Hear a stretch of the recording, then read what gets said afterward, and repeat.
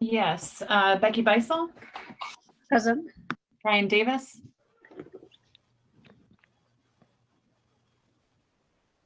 You're muted, Brian. Brian, you're muted. Just wave. But I see you. Still muted. No, still. Oh, Here, I got it. there we go. There he Okay. is. All right. It also serves as our audio check. Lisa Hadeen, Here. Scott Gergen, Here. Dave Pebble, Here. Stephanie Malm here, and Kelsey Waits. Here. Brian, I That's like very- your background. Bright light. Yes, I miss my city, so I'm just putting it back there so I can see it every time I'm on a Zoom call. There you go. All right. So next up is approval of the minutes from the November 18th regular board meeting. So moved. Do we have a motion? Second. All right, any discussion? All right, all those in favor of approving the, what did it, oh, yeah. Sorry, first we needed to do the agenda. I apologize. Well, we can do the minutes first, and I guess we're already out of order. All those in favor say aye. Aye. Aye. Aye. Aye. Opposed, same sign. Motion carries. I apologize. I actually have a fever today, so I'm like I'm a little brain foggy at the moment. So, but we're meeting on Zoom, so I can't get any of you sick. All right. So next up is the agenda. We're just gonna go back. Do we have a motion to approve the agenda? So moved. moved. Second. All right. Any discussion? All right. All those in favor say aye. Aye. Aye. Aye. Opposed, same sign. All right, motion carries. So I just want to recognize our visitors. We have a number of people on the Zoom call with us tonight, and we'll be hearing why they're here very shortly. And then thank you to everyone tuning in on Facebook or on HCTV. And yeah, thanks for joining the meeting. So we'll move right into announcements and recognitions.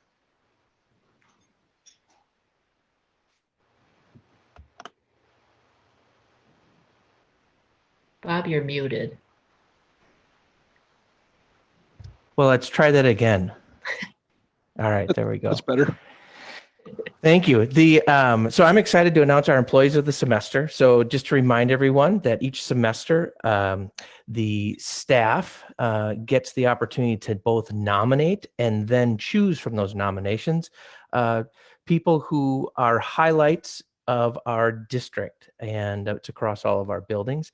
And so on your screen, you see those folks, and I'm going to provide a little bit of information about each one of them as we move through here. So I would like to first speak about Sarah Bremer. So Sarah has been with the district for 14 years. She teaches 8th grade language arts and is the middle school tech champion. She produces our Tech Tip Wednesdays and other tech help videos for our staff. She's been the infinite campus contact person for many people and helps everyone all the time without any hesitation. She definitely goes above and beyond, not only for her class, but also for staff in the building. Congratulations, Sarah. Mary Ellen Fox has been the health services coordinator for 8 years. And previous to that, she was a Pinecrest nurse for 9 years. She is a true professional, hardworking, honest, and takes her work very seriously. She's persistent, diligent, and conscientious about her work. She is our local health expert, a true team player, and spends a good deal of time passing on her expertise to others in our district. Outside of her health position, every summer, she also puts together the Hastings Summer String Academy, a week-long chamber group that is for strings for our youth. Congratulations, Mary Ellen. Kristen Pellinger. Kristen is in her 3rd year as registrar for the high school counseling office. Kristen cares about students, staff, and parents and has a strong expertise in records, protocols, reporting options, and organizing student information. When any person enters the counseling office, they become Kristen's priority and are greeted warmly. Kristen has several years of experience in the medical field with records and confidentiality and has brought that high level of expectation for all Hastings High School. The counselors appreciate that Kristen is always looking ahead and is meticulous by nature. She is curious, loves a good challenge, and is a servant at heart. She's a valued member of the high school team. Congratulations.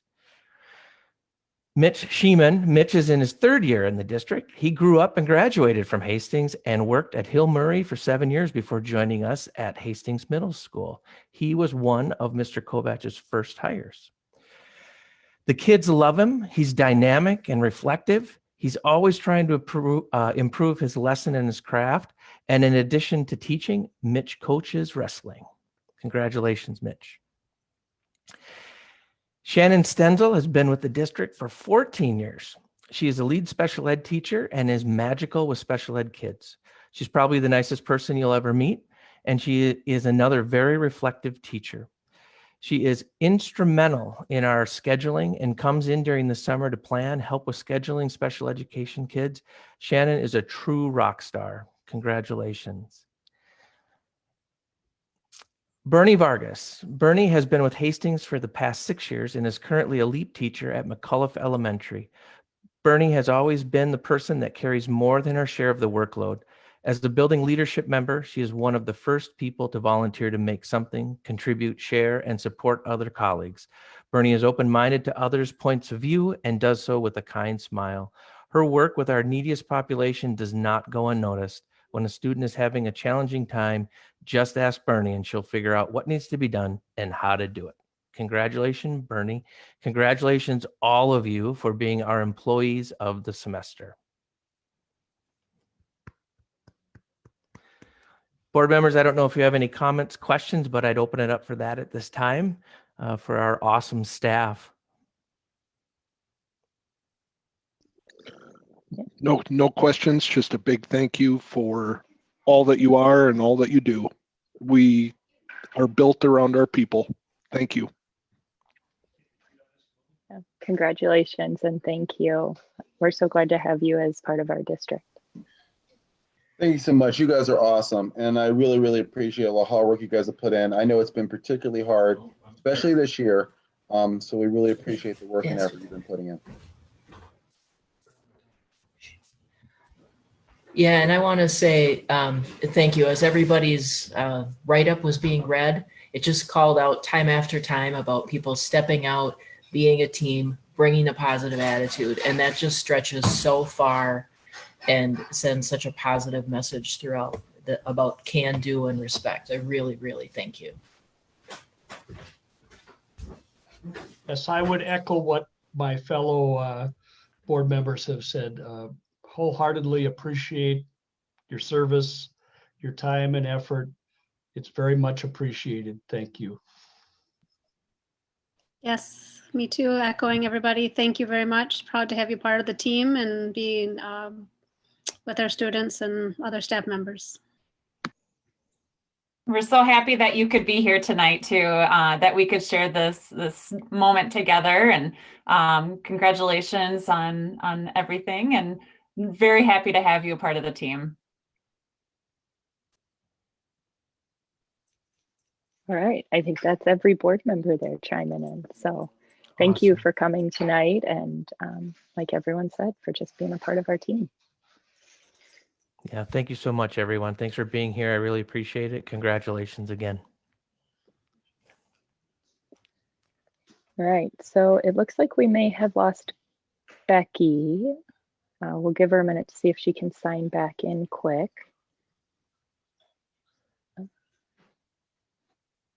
Otherwise, we'll move into items for discussion. She didn't send me a note.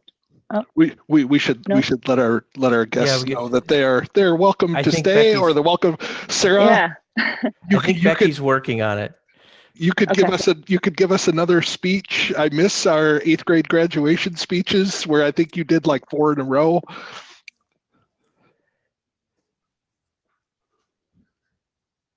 Yeah, you are absolutely welcome to stay on the meeting if you would like, and we also have no hard feelings if you sign off.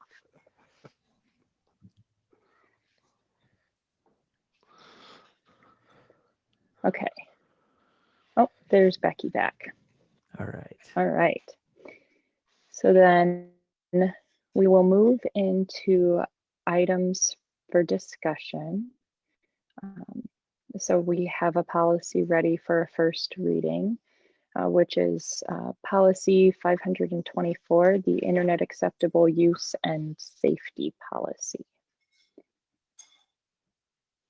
So are there any questions or comments on this policy that the policy committee can take back to make any adjustments if necessary?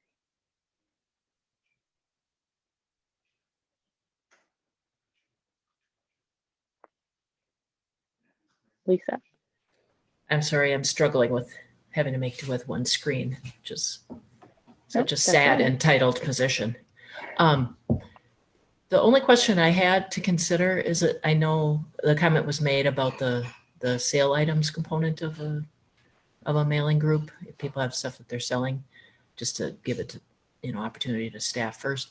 A second consideration is there's an occasional email. This is not frequent. I don't want anybody to believe this is frequent, where an employee group might do a fundraiser and or there might be a use of school emails to set up retirement parties or celebrations, those that occur outside the workforce. And I didn't see anything in the policy that addresses if those are appropriate or inappropriate. So just something to consider and whether it needs to be called out specifically or not spoken of. I'm not sure which is best. Are you talking about, I guess, more of a content information, what is appropriate or what is deemed appropriate and what is deemed inappropriate? Yeah, sort of. So as I read through it, it talks about, it's really work-related, solidly work-related use of the fact that you have access to these people's emails, right? And that it needs to be that. So the first one that came to my mind is I know that the food service staff runs a fundraiser and I've seen that email occasionally. I don't have a strong, I appreciate the work that they do for that. And I know that the funds goes back and supports students that have needs around paying for food, which has been an issue in the past. And I think occasionally like smaller groups get used to set up these other sort of celebratory events. And so, yeah, I guess it is really a content piece. Like, is that work related or is that I just happen to know you through work and I'm going to access you through this work email? That's not a specific example that we had discussed, but it's something we can. Another one you had brought up was the for sale items, and that is something that we discussed. I saw that in the comment. Yeah, so based on this policy, that wouldn't be an acceptable use of the email system. And one of the reasons that we had talked about this was that really that for sale group is you're using public resources to sell something for yourself, and that we had spoken to Missy Williams too during the policy committee, and she had just talked about how the tech group expends time trying to work on issues and put people on the list and take people off the list. And again, this is a use of public resources for personal gain versus for public purposes.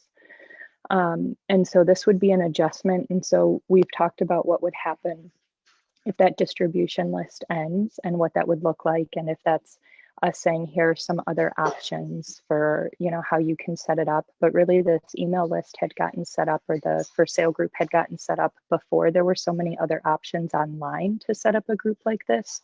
And so now that there are more options, it may not be necessary really for people anymore to do it through the school's email list, if that makes sense.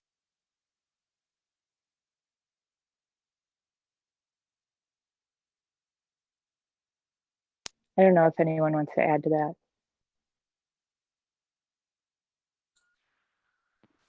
No, other than it's more about,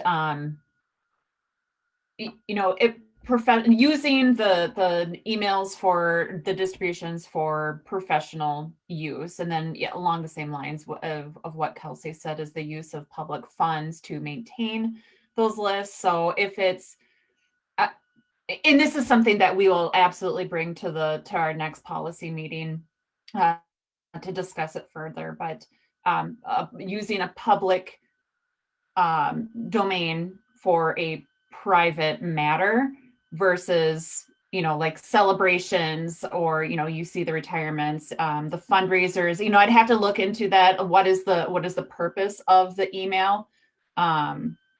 Yeah, so we'll discuss the content of the emails and the distribution lists, and we'll fine tune that policy so it's good.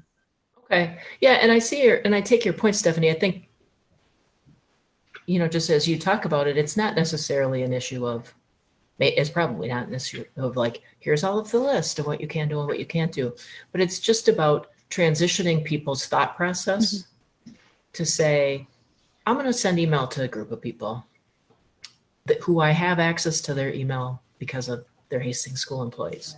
And then saying, okay, and I have just to ask myself one more question. So I appreciate you taking the time to talk about it as a policy group, but then there's also obviously a rollout and just Right. encouraging employees to just slow down for a second and ask, is this an appropriate use of this public resource? So thanks for your explanation. Yeah, and something Missy had brought up too is that in most districts, that full distribution list is not something that everyone actually has access to, that you can't generally send an email to an entire district, and it goes through someone like Missy who then approves or does not approve and chooses whether or not that gets to be distributed to everyone. And so the way Hastings has it set up is actually not typical for how other districts operate their email systems. So that was another factor as we talked about that. And that wouldn't be a change now, but that would be kind of as we make some adjustments, what do those adjustments look like? That transition, as you said. So.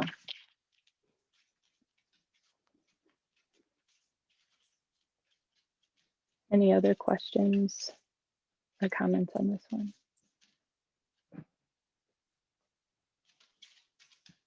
Okay. Well, seeing none, guess we can move that to a second reading then for next time. So we do have a bunch of policies set up for the second reading tonight. And as a reminder, we can take a motion after we go through the second reading to move them to an action item for approval if there aren't any issues with them. So the first policy up is policy 416, which is the drug and alcohol testing policy.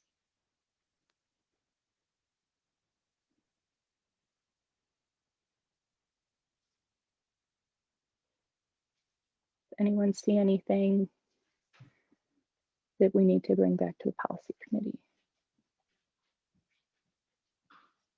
Okay. Well, in that case, would we have a motion to move this to an action item tonight? I would So move. I would second that. Okay. Any discussion? All those in favor say aye. Aye. Aye. Opposed, same sign. All right, motion carries. Next up is policy 417, the chemical use and abuse policy.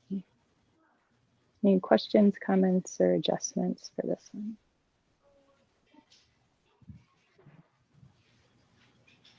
Okay, Scott. I just had one. Is CBD oil listed in there anywhere, and or should it be?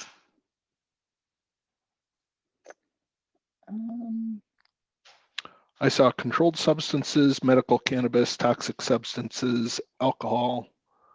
It is not. I don't think it is. Okay. So the question is, should it be?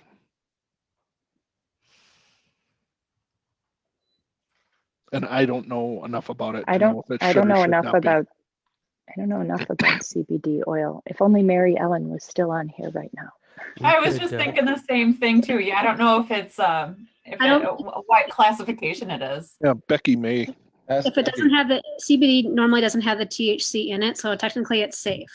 And it doesn't show up Okay. with any of that in it. So a lot of them, it depends on the manufacturer. Most of them are safe and can be used at any time.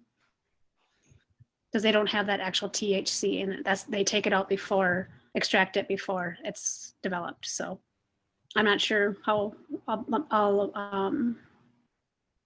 other businesses use, have policies on it, but I don't. That makes sense. Becky, is it possible for the CBD oil to ever have THC introduced into it? The It reason depends on the manufacturer, yeah. It depends on if it's illegal, where you get it and who is making it and where you buy it. So, yeah. So maybe to Scott's point, then thank you, Becky. So maybe to Scott's point, what we need to do is include it in some sense, with exception, if it's okay if it does not possess this, or some, you get what I'm saying, some wording to disallow it if it has THC in it. I would recommend that if there's any question about it, let's take this one back. Let's get legal on it, because they're going to have the ones that know. Because in my mind, if it was supposed to be in there, it would have been part of MSBA's update, and it's not. But let's just take it back and get our legal advice on it and go from there. It may be under the tobacco policy. I don't know, even though obviously it's not tobacco, but it may fit there. I don't know. Or maybe it doesn't fit anywhere and it's not a concern. Well, I'm glad you brought it up, Scott. I mean, I don't know. Yeah, I don't know enough about it to know if it's right or wrong, but I guess before we pass something, I'd rather have the question answered. Yep. It should be easy enough to double check that, and I'd rather make sure we're doing the policy appropriately. So yep. That's a good point. Okay. So then we will hang on to this one, and the policy committee will look at this in our next meeting. All right. Any other questions on that one before we move on that we should take back and look at? Okay. I don't see any. So the next policy is 432, the employee social media policy. So are there any questions or comments on this one?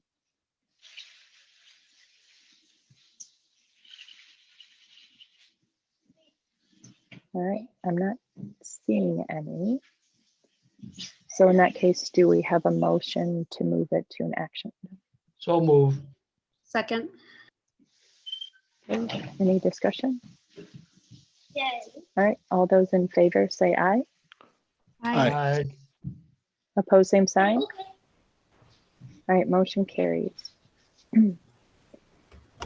Next up is policy 536, the gender inclusion policy. And so this is coming back to the second reading with some changes after our last discussion where Scott had mentioned possibly adding in some definitions and looking, I believe it was St. Louis Parks policy.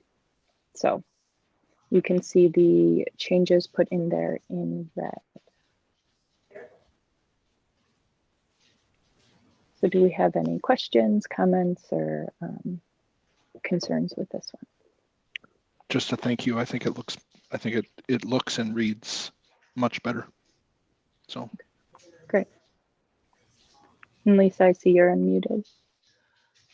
Yeah, the only comment I had is down in the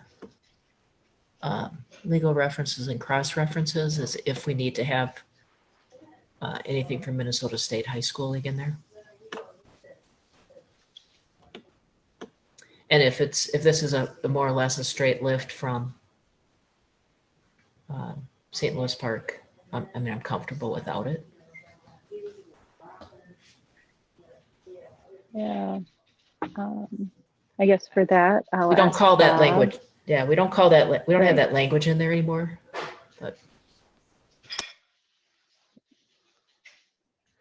You You're know, mute. we could put it in there as a cross reference, I suppose. I mean, it's not going to hurt anything to add it as a cross reference. I think the rationale we discussed with that is that the Minnesota State High School League only pertains to part of our population, not all of our population. So, but I don't know that it would hurt to add it.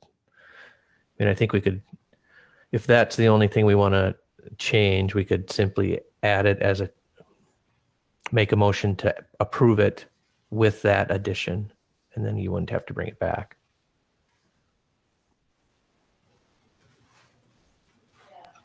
Okay.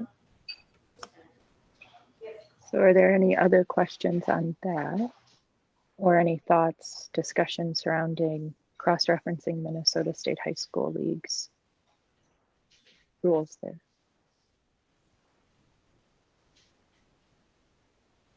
All right, I'm not seeing any. So would we have a motion to move this to an action item with that additional cross-reference added?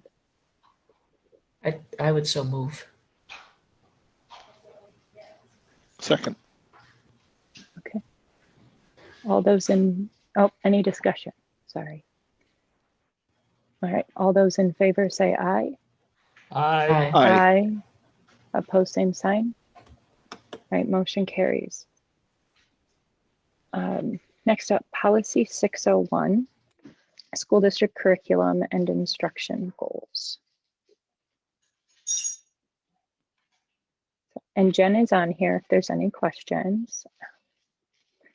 But she did work with us extensively in our meetings.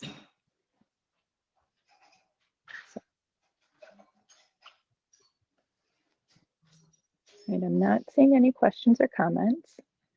So do we have a motion to move this to an action item? So move. Second.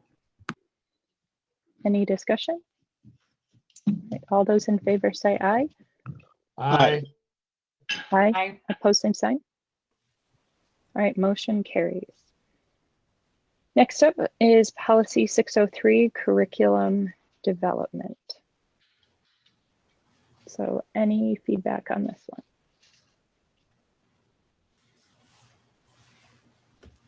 Okay. So do we have a motion to move this one to an action item? So move. Second. All right, any discussion? All those in favor say aye. Aye. Aye. Opposed, same sign. All right, motion carries. Next up, policy 606, textbooks and instructional materials. Any feedback? All right, and do we have a motion to move this one to action items? So moved. Second. All right, any discussion? All right, all those in favor say aye. Aye. Aye. Opposed, same sign. All right, motion carries. Policy 607, organization of grade levels. And so last time we did discuss the kindergarten age, and that will end up being something that we'll need to discuss at a work session in more detail than this policy, just to kind of see where the board wants to go with that, just to make sure that was kind of a reminder that got put out there. But other than that, any questions or comments on this one? No? Okay, so then do we have a motion to move this to an action item? So moved. So move.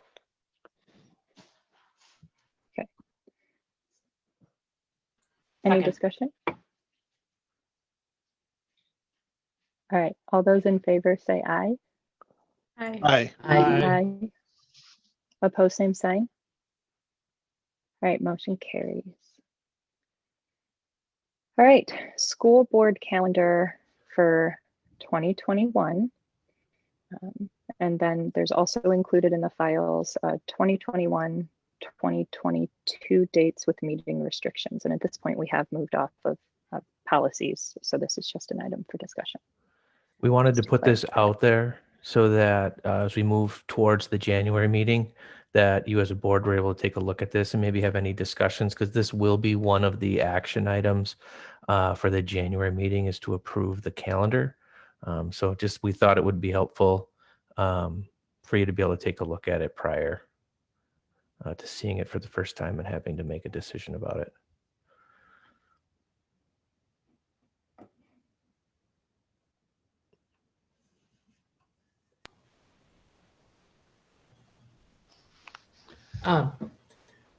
As I said beforehand, I have absolutely nothing on my calendar for the next however long, and I'm super available since we can just zoom in. I don't have that conflict. I do know that we've had a pattern of practice that I think it's July, correct me if I'm wrong, Scott, that we don't have a work session, or August. And I think if we've had to do it in the past, we've kind of doubled up on the same day if we have some items to discuss. I think it's fine to leave it on the calendar and then see where the work needs are. Possible we could use one of those for board development too. Good point. Maybe. I guess I'd leave it as it is, what it shows right now. Yeah, I know that the July changes works, but we don't know what anybody's calendar is going to be like. So I guess I would say let's start with this and, you know, put it on the agenda for January as it is. Okay. The only one And that yeah, I yeah. really have heartburn with is the day before Thanksgiving. But I will suck it up too if that's what everybody else wants. I'm just throwing it out there. It's the day before Thanksgiving, I believe. Yeah, you know, that's a good catch though, especially hopefully next year people can travel to visit Well, family. And so that's generally a travel day, but and the day before Thanksgiving, typically we don't have school. So we probably do want to look at making, Becky, if you're taking notes on this, we want to make a note on that one. maybe moving that to the 17th, pushing it a week earlier. I would suggest that we move it a day off instead of a week out. There's another conflict if we go a week out, so. And maybe do it on the 22nd or 23rd, you're suggesting? Yes. Because there's a couple of community activities on the 17th. All right. I mean, other than that messing with my brain by not having school board meetings on a Wednesday. Okay. Well, hopefully we'll have time to get used to the idea. Yeah. Good suggestion, Dave. All right, does that sound good to everyone? Okay, then we'll see that change on the calendar for January. Very good. Okay, so we'll move into administrative reports.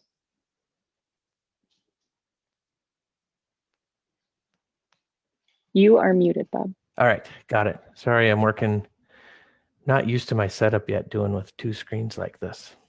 All right, administrative report. So I wanted to start with acknowledging one of our students as part of my report. So we have one of our avid 12th grade students, Davida Embu, has earned herself a full ride Questbridge scholarship to Grinnell College in Iowa.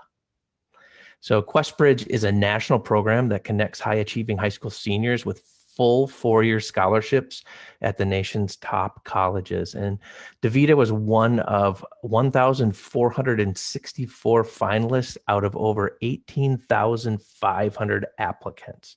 So when we talk about one of our Hastings kids making the mark, this is this is definitely one of those times. So I just wanted to, I know that the high school did a great job and acknowledged Evita earlier the week, but I wanted to make sure tonight that as we had people on, that people were aware that even in this time of COVID, as you've seen the last couple of board meetings that we've tried to put out, but man, we've got kids really pushing through and continuing to do what they need to do and doing their thing. So congratulations to her. Then related to COVID, so everything COVID, right now, like most of the state, our numbers remain at a place that's going to keep us in distance learning K-12. I want people to know that we do have protocols in place to bring some of our students back with very specific needs. So this is going to include some of our center-based students who might need unique assessments of some kind, or some of our social workers bringing students in one-on-one. Or students who need unique or specific equipment. So while we won't, as a general rule, continue to have K-12 students in our buildings, people might hear that there's a onesie, twosie student coming in to work with a teacher. And I want to assure people that we've spent a lot of time working on protocols, and we're tracking who's in buildings, who's not in buildings, signing in, signing out, continuing our contact tracing. But I wanted to make sure that everyone was aware of that. And currently we are planning for a potential return in January, but I don't know when. We're going to be watching data. We meet again with our regional support team next week. I'm in contact with our Dakota County superintendents. We're watching everything from county data to state data to even what our local health officials are concerned about with regard to bed space and all that kind of stuff. And I'm sure Becky would be able to talk to that if we needed to. But it's important for people to know that us being in distance learning is not just about the numbers of people who are positive with COVID. People need to understand that as the numbers went up into the 30s, we saw a parallel to the number of staff and students that ended up getting quarantined in our building. And quite frankly, if people think about it, it only takes one person to be in close contact to end up taking out an entire classroom or an entire special ed room or a bank of classrooms, and it's for 14 days. And in some cases, when our staff go down or get quarantined, that has an implication. We could still run school, but we wouldn't have people there to be there for the kids. So this is really, as they've said, a community issue. And, without trying to be political, it's really, I think, incumbent on people to follow safety protocols. And we got to work together to keep everybody as safe as we can, to keep as many kids back in school as we can, as soon as we can. To that end, my hope is to be communicating by the end of next week what our plan is for after winter break. So I'm hoping that we can have everybody have information knowing what our potential plan is. And I do believe it'll be in alignment with the rest of the districts in our county, if not a bigger spread than that, because the numbers are just too big right now for us to be considering this. Specifically to what's going on right now, our child care continues to be up and running. So that is still going. We currently have 125 students signed up for childcare and are averaging around 100 students daily in childcare. We are running food every Monday and Thursday of the week for anyone who needs it. Food is either delivered by bus routes, as well as it's available for pickup at the district office every day or on those days. The numbers are rising. It's kind of staggering. Since September, just September, we've provided 80,233 meals so far. So it's definitely worthwhile for us to be doing this, and we definitely have needs in our community for it. And so just a reminder to everybody, this is not exclusive. It's open to anyone who needs meals. And if you're on a bus route and you're not seeing the bus, contact either us at district office or contact the Hastings Bus Company, and we'll get something figured out. Yeah, Lisa. I think it was just a misspeak, but I want to make sure people understand. The food is running out on bus routes Mondays and Thursdays. It goes out on the route that it would go for cohort A. Correct. What is cohort A? It's going out Tuesday and Friday. on the bus routes that would be cohort B. Now, those are not always exactly the same routes, right? Because they're picking up different kids and they're stopping Correct. at different places. Yep. But it is going out those 2 days. So those should be the days that if you're have a regular bus, it should come to your house on your either Monday or Thursday for cohort or your bus stop. Monday, Thursday for A, and Tuesday, Friday for B. Of That's course, you correct. can go to a different stop if that works better for you, but that's when you should look for it. Yep, that's correct. I did misspeak on that. So thank you for catching that. As far as communications go, our main communications continue to go out on Sundays via our Raider update. And in addition, we've got building specific communications going out from principals and from programs. A reminder that families with questions or concerns should continue to reach out to their principal or the main offices in their buildings, and we'll get them connected with the appropriate people.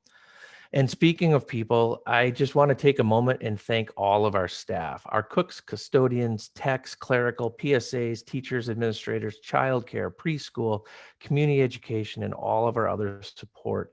This truly continues to be an all hands on deck situation. Every one of our days continues to be fluid, and it's changed. The expectations seem to change daily. Our staff changes daily due to quarantines and positive cases. And we are truly right now leaning on everyone in the system, and everyone is stepping up. So it is a great time to be proud of our Raider staff again, because we are digging deep right now to keep this thing moving the way that it's moving. And then I also want to thank our families and students. This pandemic continues to impact not only how students learn, but the households of our community. Our amazing parents and guardians are stepping up and assisting our students the best that they can. And our students are showing up, doing the work, and engaging with learning as best that they can. The situation continues to take a village, and while not perfect by any means right now, I really appreciate everybody's ability and willingness to modify and adjust as we move through this unprecedented time. I want to assure everyone that we as an administration and staff continue to take in information. We're meeting daily and working to make continual improvements based on what we're hearing and learning from folks. So thank you to everybody. I definitely know that this is not an easy time with regard to COVID. I'm going to, unless there are questions on that information, I'm going to shift over to Steve Kovach. I just have one question. The new newsletter, we're using the new program SMORE, Yes. which I personally really like. But I'm just wondering if we've started to get feedback from anyone regarding the translation that it offers, if we're hearing from families that are able to use it, if that's helping us reach families that maybe we hadn't been able to reach before. I know it's still pretty new, but We have not really gotten any feedback either way. However, we are in the process of putting together another survey to families and students that should be coming out within the next week. And so it'll be kind of a cross section of everything from how is communication going to how is the learning going? How's the interaction with teachers going? Try to capture some of that stuff so we can get kind of a dipstick read on where we are and how people are perceiving the situation. okay, great. Thank you. Any other questions? All right, seeing none, I'm going to share my screen and turn it over to Steve Kovach, because like last board meeting where we had the high school update, I wanted to have Steve share where he's at with at least one area of the middle school right now to highlight. So welcome, Steve. Thank you. Thanks for having me. Well, I got to thinking, I know Mike talked a lot about his counseling department and all the things that they're doing, and instead of adding my 4 or 5 slides onto his and kind of saying, yeah, what he said, I wanted to give you just a little more of maybe a 10,000 foot view of what I think of as our web of support at the middle school, which does include the counselors, and I'll get to that. But so I got to thinking about the things that we have going on now in the time of COVID, and the other things that we're trying to continue and make sure that we have some normalcy with not being in the buildings and having to do everything through Zoom like you are meeting now. But one of the big things that I think is paying dividends for us this year is Organizing, we made a kind of a conscious decision when we started at the beginning of this planning and way back in I think it was June. We wanted to have some semblance of a middle school team concept, but we also know that to truly have teams at the middle school becomes kind of a staffing issue. So one of the, I guess you could, there's some positives that we can pick out of this crazy time, and one of the big positives is organizing those kids into those learning teams. So not only were we dividing them up by cohort, we also have them grouped with a set number of teachers, so that those teachers are basically operating as a middle school team, talking about those kids, troubleshooting issues that they may have. But those students then also, with the COVID planning and having them in the building, that they traveled together to each of the classrooms. So we kind of hit multiple birds with one stone, but those deeper discussions around a smaller sample of kids versus having to talk about every kid in the grade, or having a meeting where you have teachers who are like, well, I don't really have those 5 kids, and not being invested in the conversation necessarily just because they don't know the kid. They all know the kid. So that's been pretty huge. And that Wednesday morning, right away, our staff spend that first hour of the day collaborating and planning who they're going to connect with, what kids need extra connection. And that's worked out really well for us. So that's kind of going on in the building as we've been going through the year this year, and it's been great. Other things that are sort of permanent things that we've just had to maybe look at and operate a little bit different is just the way we do leadership. I've been trying hard to make that department leaders our leadership team in the building, and they've really stepped up and done a great job. It does help streamline that communication. And when we meet, we've actually, the last couple of meetings, we got done and people were like, wow, that was like one of the greatest meetings ever, because we just were getting things done and making decisions, and if we didn't make a decision, they could go back to their team and get input. So it's been really good that way. ADCO is another group that meets every other week, and it's just short for admin and counselors. So we just call it ADCO. Everybody wants to have an acronym. So that's all of us principals, the 3 principals, and counselors, our 4 counselors. Just problem solving, talking about the team meetings that they're involved with. So this year is great because with 4 counselors, each counselor gets a grade, and then they're going to follow those kids through. So it's a great situation where they are not worrying about an alphabet across 4 grades, which had its positives too. But they can focus on that grade. And then when those 5th graders go to 6th grade, they have the same counselor. 6th grade to 7th grade, they have the same counselor. So that's going to have some good consistency there. But our ADCO group is sort of a spin-off of our department leads in a little different way. They help us out with scheduling and those things. On the alternate weeks of ADCO, we have the student success team, and that is basically all of our ADCO members, but then our school psych, social workers. We do have 2 Promise Fellows this year who are working with some of our at-risk students. Gabe Marino joined our group, and he offers a ton. And then new Officer Willers, he comes and has that aspect too. So when we are asking about this or doing a home visit, or would you do a safety check, it's nice to have all of those voices in the room. Some other things that I say being developed or becoming a part. One of the, this is the start of my 3rd year, and we I wanted to make sure that we have systems in place that if we lose a particular person or somebody moves on to another opportunity or switches roles, that the structure doesn't collapse. Pathways is is one of those things that we are in process. It sort of got put on hold, obviously, when we're not in school, but it's basically looking at tiers of intervention. People adopt the tiers of intervention, and then they don't really go through, my past experience, they don't really go through and define what that means for our building.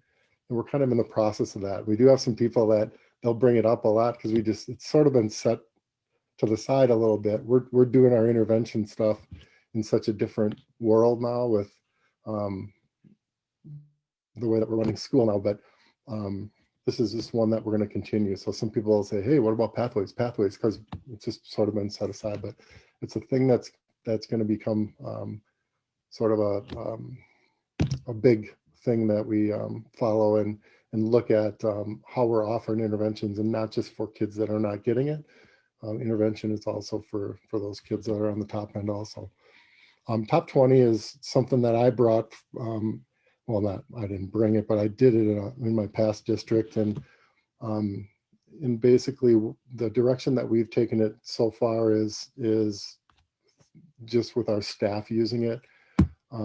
We did quite a bit of work with Tom Cody over the last year. But basically it's the top 20 is the place where you want to live in terms of your view of the world and how you react and how you behave. And then, making sure that we're staying out of the bottom 80. And the bottom 80 is those negative thoughts that creep in, like, oh, here's Kovach, and he's going to blab and talk with his hands a lot, and we won't be able to understand him. That's a bottom 80 thought. Everybody has them, but it's not a place that you want to live.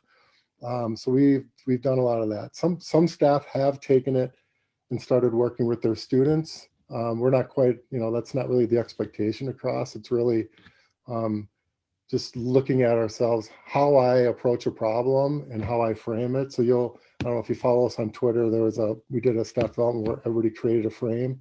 If I was in my office, you'd see the frame behind me.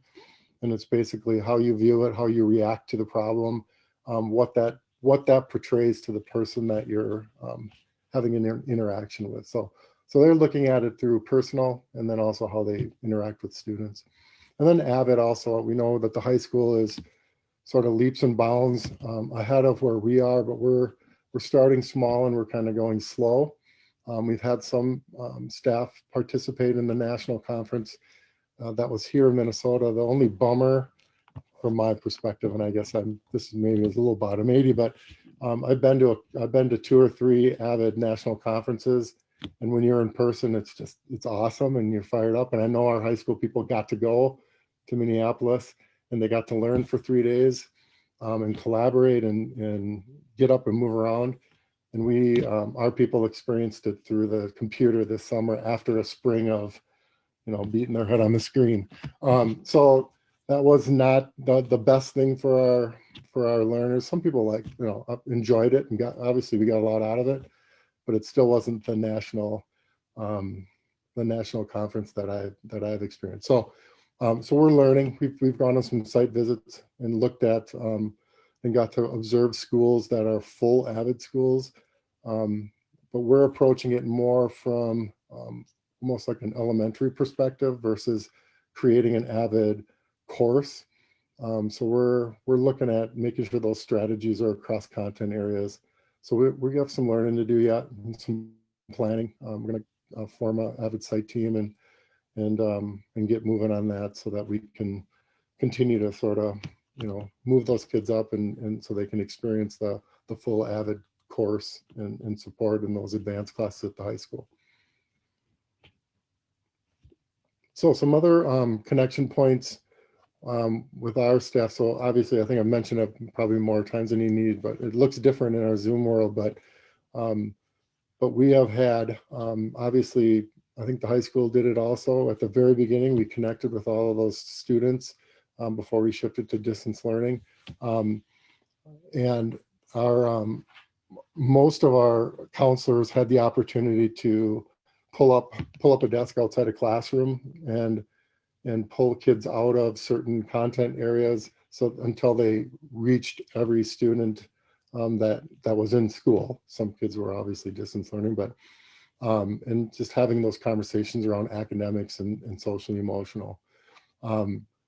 So that was huge. And I actually did an observation of one of the counselors as she was having those check-ins. I kind of sat across the hall and pretended I wasn't listening, but I was. And it was just a safe environment for that kid to share how things are going for them.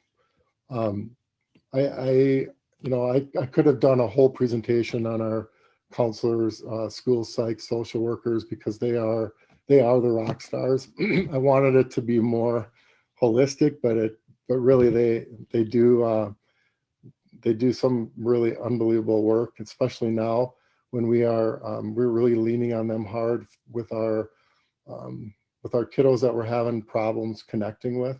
So, we talk about it's not distance learning isn't for all. And some are really struggling, and they really are making those contacts, helping the teachers. Obviously, the teachers are trying to contact too and work very hard, but they're spending the time. They're doing check-ins. Some are doing home visits. Some of it maybe is just they're doing the Google Voice texting, where they're connecting with kids through text messages. Hey, I'm kind of worried about you. Let us know how you're doing, and the kids will text back. And so those issues that they're dealing with across academic, could be attendance, could be that SEL support that kids need. Counselors, the school psych, and the social workers are just doing an awesome job. So I do think that is that team effort, collaboration, problem solving, connections, and advisory. So having that advisory on Wednesday mornings across the building. Teachers are making all kinds of connections with kids. We're starting to do kind of pop-in walkthroughs in Schoology. So that's another switch that we've done as an admin team. And I know Mike and his crew are doing that at the high school too, where we just find their Zoom links on Schoology and pop in and listen to their classes. And it's a riot listening to those kids laughing and participating. And it's been fun. So we've been doing that a lot, and we're looking to do it some more. And then the communication with family. So all of that, it's a team effort across the board: teachers, counselors, psych, social workers, admin. So my last slide. It is. So any questions that you have?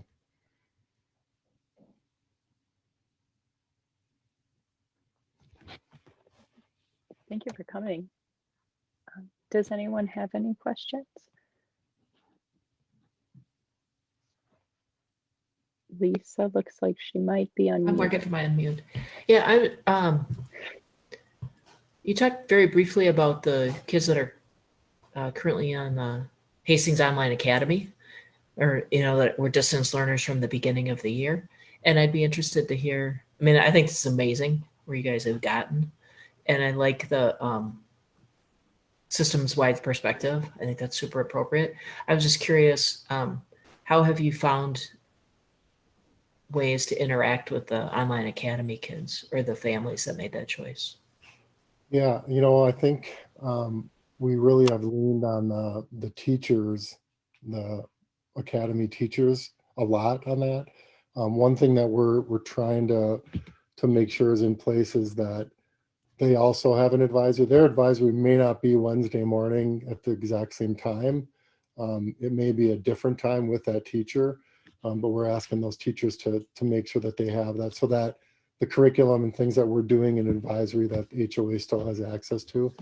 One of the big pieces of feedback when I do hear from parents, I don't hear from a ton of parents, but when I do, that's one of the concerns is they worry that the HOA, they feel like they're not part of the building because they weren't coming to school when all the other kids were.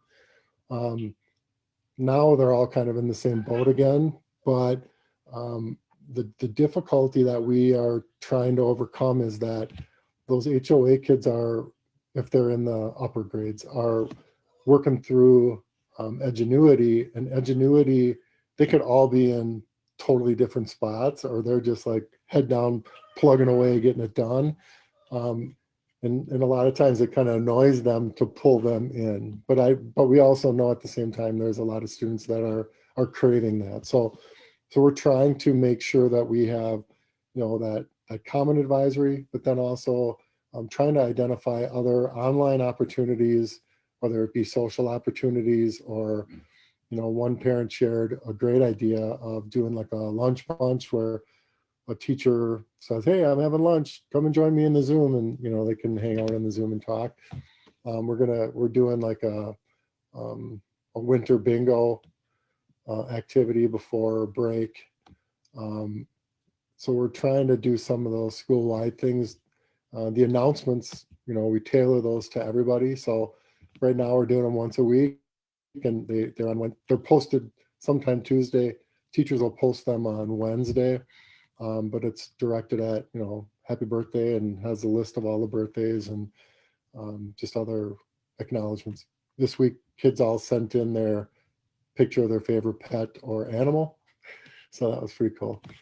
So just little things like that.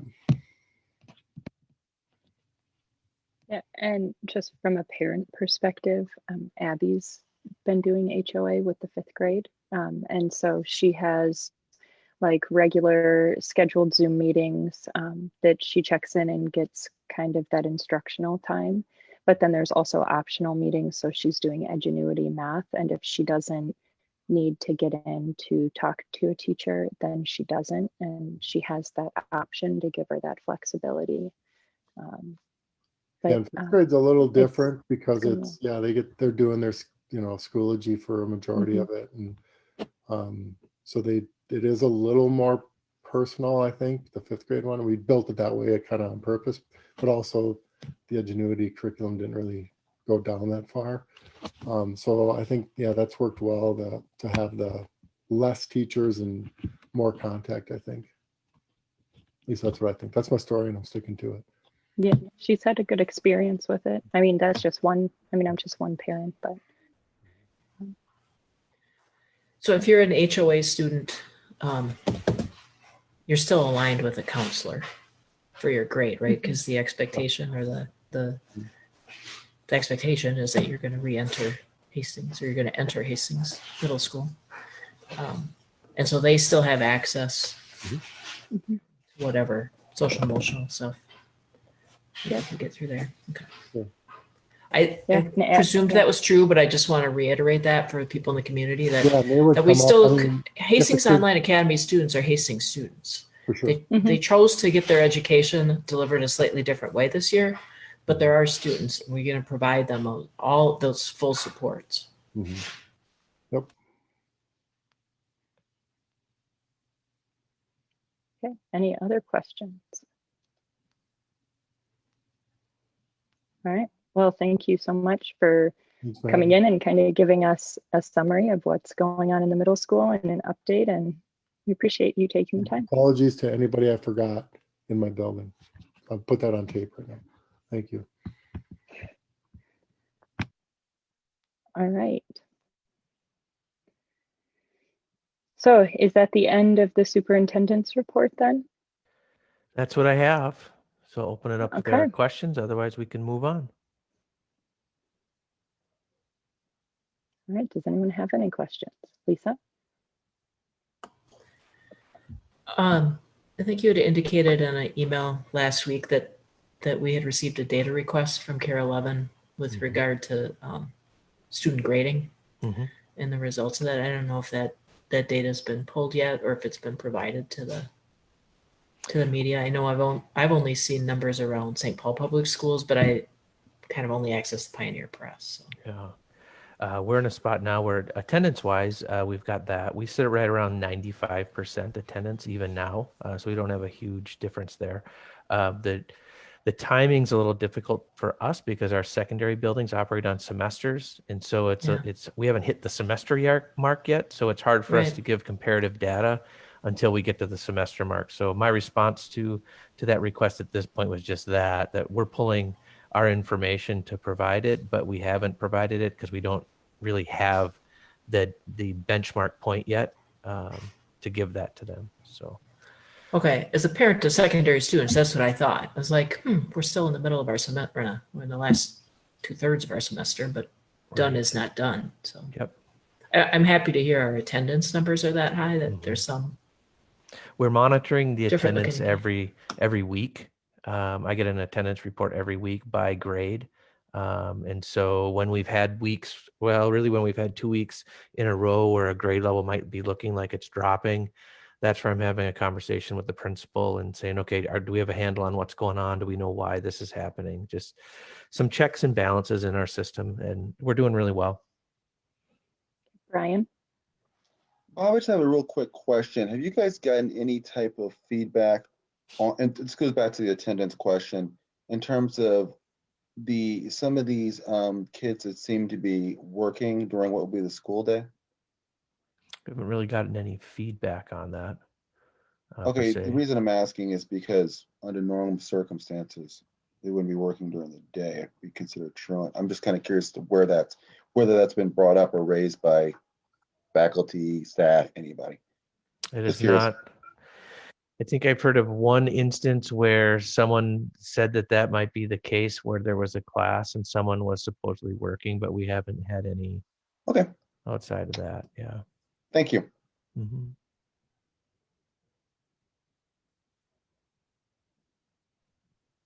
All right. So just as a quick follow-up, did Care 11 get back to you? Do they want you to send grade information at the end of the semester, or because haven't our yet. semester doesn't line up with when they want it, they just aren't going to look at it? Yeah, they'll Okay. typically respond within probably 24 hours and let us know. I know that there's several other districts that are, some of them around us are on trimesters, so they have the data already because the trimester ended, so they're able to pull that. And they acknowledge that in their requests that there might be semester data. So we'll just see. Okay. All right, thank you. Any other questions? All right. Well, then let me save this note. And we will move on to student enrollment, which is just the snapshot. We've been kind of getting updates on it every board meeting. Yeah, I don't know if there's any questions on that one, but that's just the monthly snapshot of our enrollment for the month. Okay. All right, so I don't see any questions. So then I guess we will move on to World's Best Workforce. And Jen Reichel should be there. She is on cue. You're mousing. You're a mouse voice for us. Yep, you're a chipmunk. Which doing woot woot when you're a chipmunk is pretty awesome. I was going to gotta say, Hey, do I it sound was less good timing. Am You I sound less like a chipmunk. Yep. Yeah, you're better. okay? But I Fabulous. did like the But you spirit gotta- fingers with the you- chipmunk voice. That You was got to start fantastic. over though. Thank you for that. I'm happy to be that person for you tonight. So I am here to talk to you about World's Best Workforce, and this is a report that I have done each year that I've been here, and it's a similar format tonight. So I'm going to walk through what is World's Best Workforce. I'm going to talk about what goals we need to have, and then we'll get to the infographic that shares what is our data. So as a reminder for you and for those folks who are watching the board meeting tonight, World's Best Workforce is a state initiative through the Minnesota Department of Education. And what they ask is that each school district create goals and plans around 5 areas if they're applicable. And those goals need to be around being ready for kindergarten, having all of our students reading well by 3rd grade, closing the achievement gap, making sure that we are increasing or maintaining a high graduation rate, and sending all of our kiddos off from our school district being career and college ready. And as a reminder, when I do this report, I am reporting on the 1920 school year. And so we aren't going to be talking about the 2021 because we're in the midst of it. And while we may be gathering data, there certainly isn't summative or end of year data ready for us. So this year, because we have completed our first year of achievement and integration, we're combining World's Best Workforce and achievement and integration.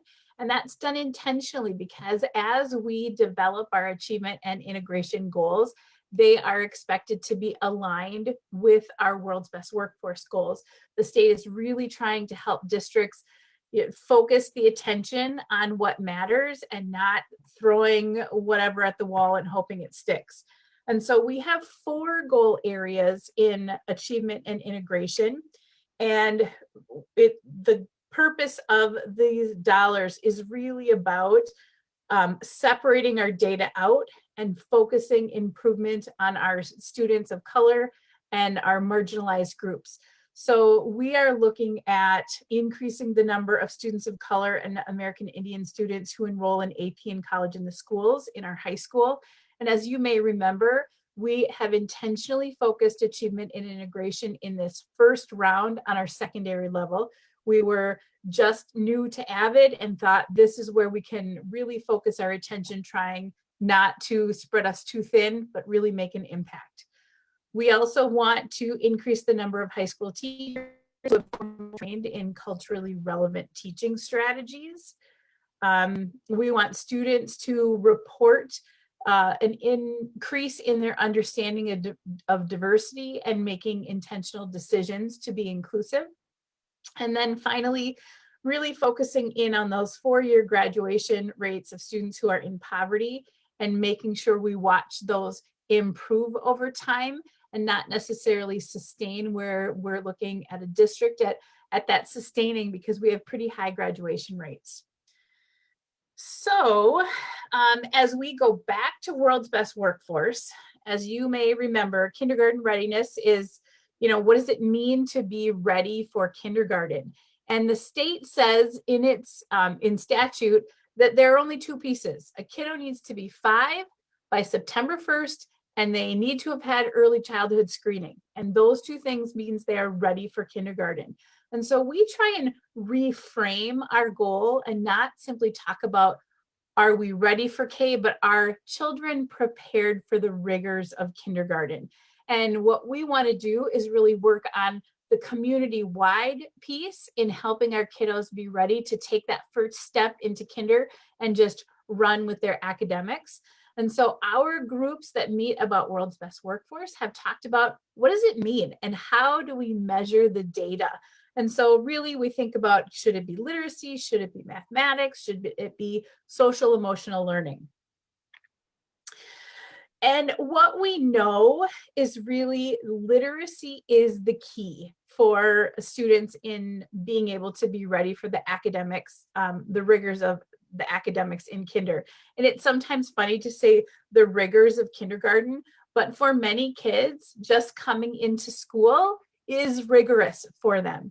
We know that social emotional readiness is a huge component, but we also know that that's really hard to track with data. So we do have some efforts in that area, but when we put our World's Best Workforce goal together, we put our eggs in the literacy bucket, and really we're looking at increasing the percentage of students who meet the district benchmarks of identifying 13 uppercase letters, 13 lowercase letters, and 8 letter sounds.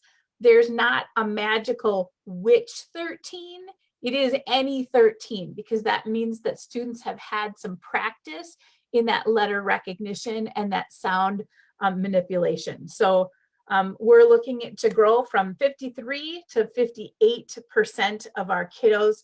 We do those assessments in June each year.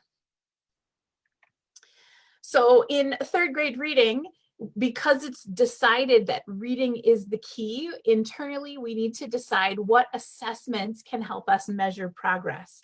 And typically outside of COVID land, we work with the MCA test. And so our goal, as we wrote it before, as the school year began last year, that we're working to increase from 55 to 58% of 3rd graders meeting or exceeding expectations on MCAs. The next goal, achievement gap, what does it mean? What data is meaningful to inform the day-to-day instruction regarding the achievement gap?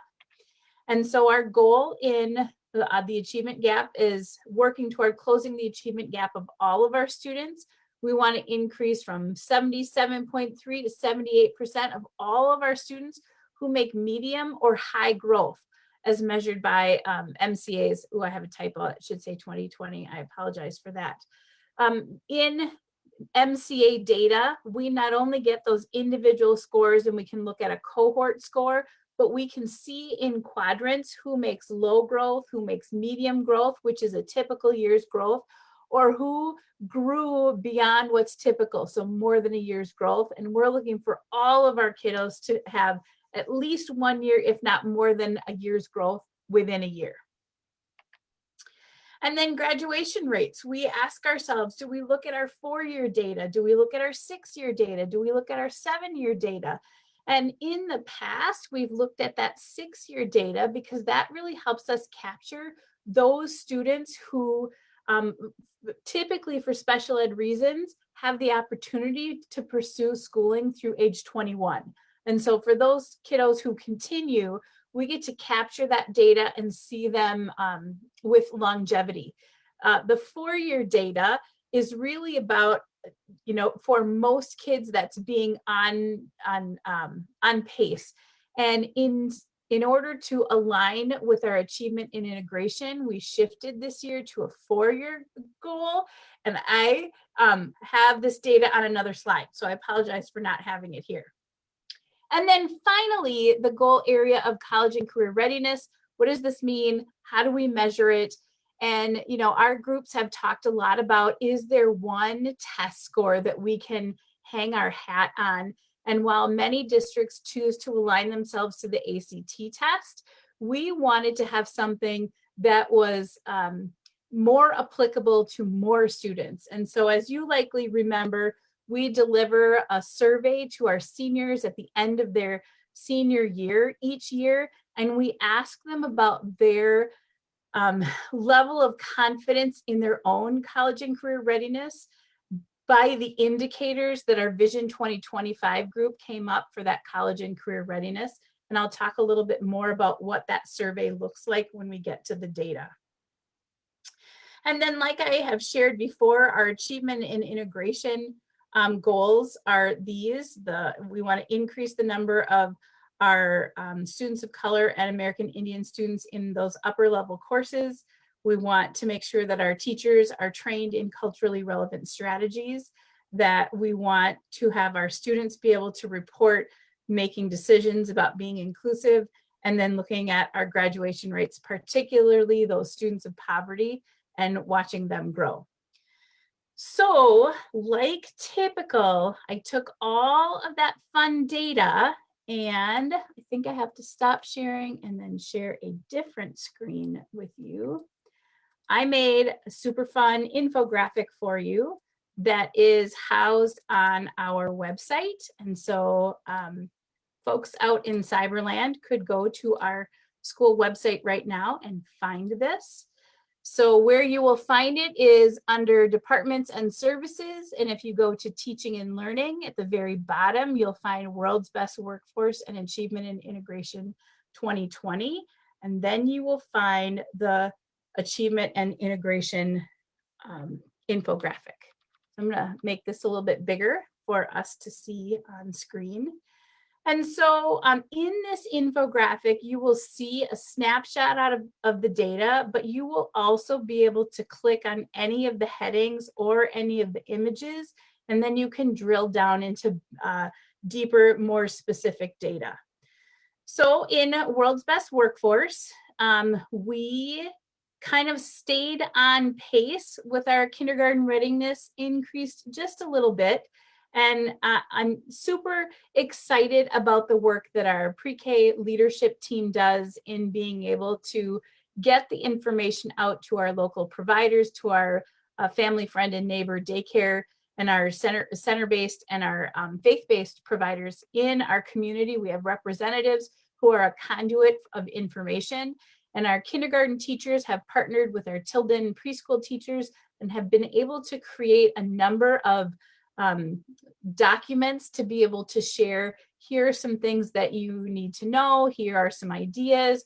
We have hosted some professional development in the past for those providers to be able to give them some tips and tricks of What can you do in order to help students, particularly in the area of literacy? Read well by third grade. We have big old question marks this year because, as you may recall, we didn't deliver the MCAs this spring, and so we don't have that data. Certainly we can as a system and have looked at our BAS data, and that's where teachers do those individual assessments and look at the students' reading level based on the Fontes and Pinnell benchmark assessment test. And we're right on track there, but we can't report on this particular goal. And when I do the report for the state is fully aware that many of our goal areas can't be reported on this year because of MCAs. And so the language that they are saying is this year we are unable to report. And so that's where we are. And the same goes with our closing of the achievement gap. Because our data was centered all around the MCAs, we can't report on that. And then for graduation rates, we saw a slight decrease in our 4-year graduation rate. So it went from 95.7 to 94.4. And while that may feel like we need to take a breath and have some increased anxiety, it's one of those things that when we shift from looking to 6-year to 4-year, that number doesn't help us see the true picture that we have 11 students who are choosing to continue their journey in our district. And so those 11 students are part of this 20 who didn't meet that 4-year rate, but they are intending to continue with us. And so had we looked at the 6-year rates, that would look different. And I think it's just one of those important things that we can acknowledge, or we may want to shift this goal to talk about both a 4-year and a 6-year rate. And then finally, in our college and career readiness, we saw an increase in the data in just about every question we asked of seniors this past year about their readiness for college and career. And that was after they had participated in distance learning for the last chunk of their school year. And, you know, we have a lot of discussion to have around what were those pieces that they were able to experience that helped them recognize, wow, I am better prepared than the previous cohort. And then when we moved to achievement and integration, we saw really great success this year. So we wanted to increase our college course enrollment, and we wanted to see our students move from 18 of our students of color and American Indian students to at least 24 students by 2022. The Achievement and Integration Plan asks us to put together 3-year goals. And we've already seen that we have 35 students. So we've blown 24 out of the water. And they're enrolling in 165 different semester courses that are aligned with AP or college in the school. So huge success there. And I know that our high school has done a really great job of breaking down some of those barriers of what it takes to get into those courses. And I also know that our teachers are having individual conversations with students, tapping them on the shoulder saying, I believe in you and I want you to try this, and it might be hard, but it's going to be great for you. And the kids are taking advantage of that, which is awesome. For our diversity training, we wanted to move from 2 teachers who had been trained formally in that culturally relevant teaching strategies from 2 in the 18-19 school year to at least 30 in 2022. And in the past year, we had 6 people who attended the Summer Institute training all around culturally relevant teaching. And then an additional 20 people who were able to participate in an in-house AVID related strand. So one of the things as a partner with AVID, we have access to some pre-written professional development 90-minute sessions. So we can in-house deliver some professional development. And we offered, and 20 people beyond the 6 and beyond the 2 said, I want in, and they were able to participate in that. Our inclusion goal, we had the intention to create a Likert scale, 5-point Likert scale survey for students and deliver that last year. And that is on our agenda to happen by the end of this year. So we're some question marks with this particular one. And then when we look at graduation rates, we wanted to increase the 4-year rate of students of poverty by 3% each year. And we moved from 86% last year to 90.5% this year. So we are definitely moving beyond that 3% each year. So that's the overview. And if you, I don't want to make you too dizzy, but like I said, you can click on any one of these headings or on the images, or you can go over to the menu list off to the side. But what I'm going to do is I'm going to stop my sharing and I'm going to invite any questions that you might have, and I'll do my best to answer them for you. What do you got for me, team? All right, Scott. Do you have any more information about the college and career readiness number going up? Because that number going up, given what we went through at the end of last school year, really kind of surprises me. Yeah. Yep. Let me show you a little bit deeper there. You bet. So in our college and career readiness, we ask them a number of questions. So I had the opportunity to participate in a variety of courses intended to spark my interest. And like I said, I don't have the side-by-side comparison, but just about every one of these markers went up incrementally. So I think that was in the mid 90s, and now we're in the upper 90s. Challenging me, upper 90s agree or somewhat agree that their courses were challenging to them, ask me to think and apply concepts to complex situations. High 90s again. Meaningful and up to date. This was significantly lower last year, and I'm wondering if just having the opportunity to participate in a virtual way helps them know that this is up to date and meaningful for my future, because I'm going to be engaging virtually somehow. Access to real life practitioners, speakers, internships. I know that this has been a push in a number of our classes to be able to give students hands-on or access to people who are in the field. Each of these, for all of them, they increased by a couple of points this year: flexibility of thinking, confidence in my success, organizational skills, problem solving, persistence, curiosity. You can read the rest of those. And then I think the how I fit in a global society was pretty stagnant, and balancing school and outside of school responsibilities. That one grew a bit, if I recall accurately.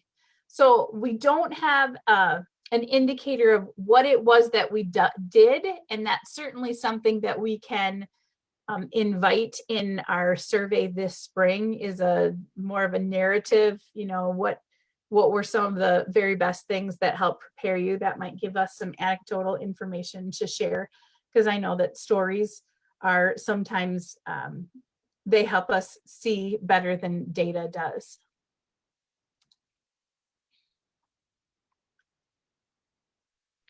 I think particularly in this case, that qualitative information from that more open-ended answer, especially as we talk about, if there are lessons we can learn from COVID for how to improve for some students, because I know some students did feel more successful given COVID. I know many felt less, but if there's a way we can kind of figure out what works and what doesn't.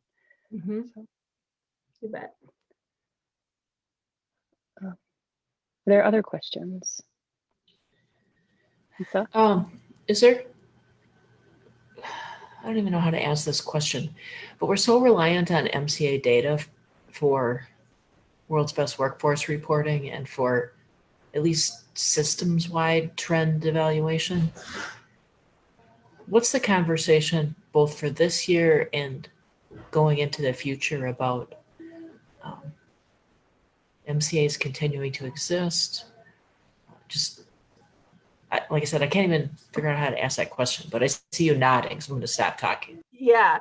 So I know from the state in some of the meetings that I've been in with the Minnesota Assessment Group and our metro area curriculum leaders, we have representatives from the Department of Ed who frequently come in and talk with us. And I'm going to preface this with an unfortunately, and that will share my bias with you. The MCAs will continue. And right now they're sharing with us that the MCAs will be here this spring and they're working on a virtual component should we need to have that option. I think the challenge is that there's federal legislation that requires that we have some end of year assessments. We know that MCA data is troublesome to look at, and particularly to drill down, that its intention is to really measure how are we as a system, and I would say more as a Minnesota system, and then the further you narrow, the less reliable that data becomes. How are we doing with our instruction as it compares to the state standards? And so we have had a pretty consistent speaker from the University of Minnesota who has shared with us his statistical analysis, and talks about really there are more meaningful differences in two kids who sit next to each other than kids across the state. And really, we're pretty stagnant as a state when it comes to the MCAs, and it's just not a great data analysis tool. Conversely, we have our BAS data, but it's pretty subjective. Each teacher has their own bias about individual children as they're doing that assessment. And I think more often than not, our teachers are trying to be as quantitative as they can. And they might know that little Johnny or Joey in front of them, they've done it before. So I'm going to ask one more question, or I'm going to frame that question a little bit differently so they can show me what I know they can show me. And that definitely influences the data. We are beginning our journey with FastBridge, which is an assessment like MAP, but it is K through 4, so we can have those early predictors. Because again, MCAs is 3rd and 4th grade, and our K2 teachers do a lot to influence that 3rd grade data, but there isn't anything that's immediately impactful for them. So I know that our schools, as they write their literacy goals, they're not focused on MCAs. They're looking at the data that they can track and monitor a few times over the course of the year. And it may be time for us to think about how do we reframe that read well by 3rd grade goal and then not attach it to MCA scores.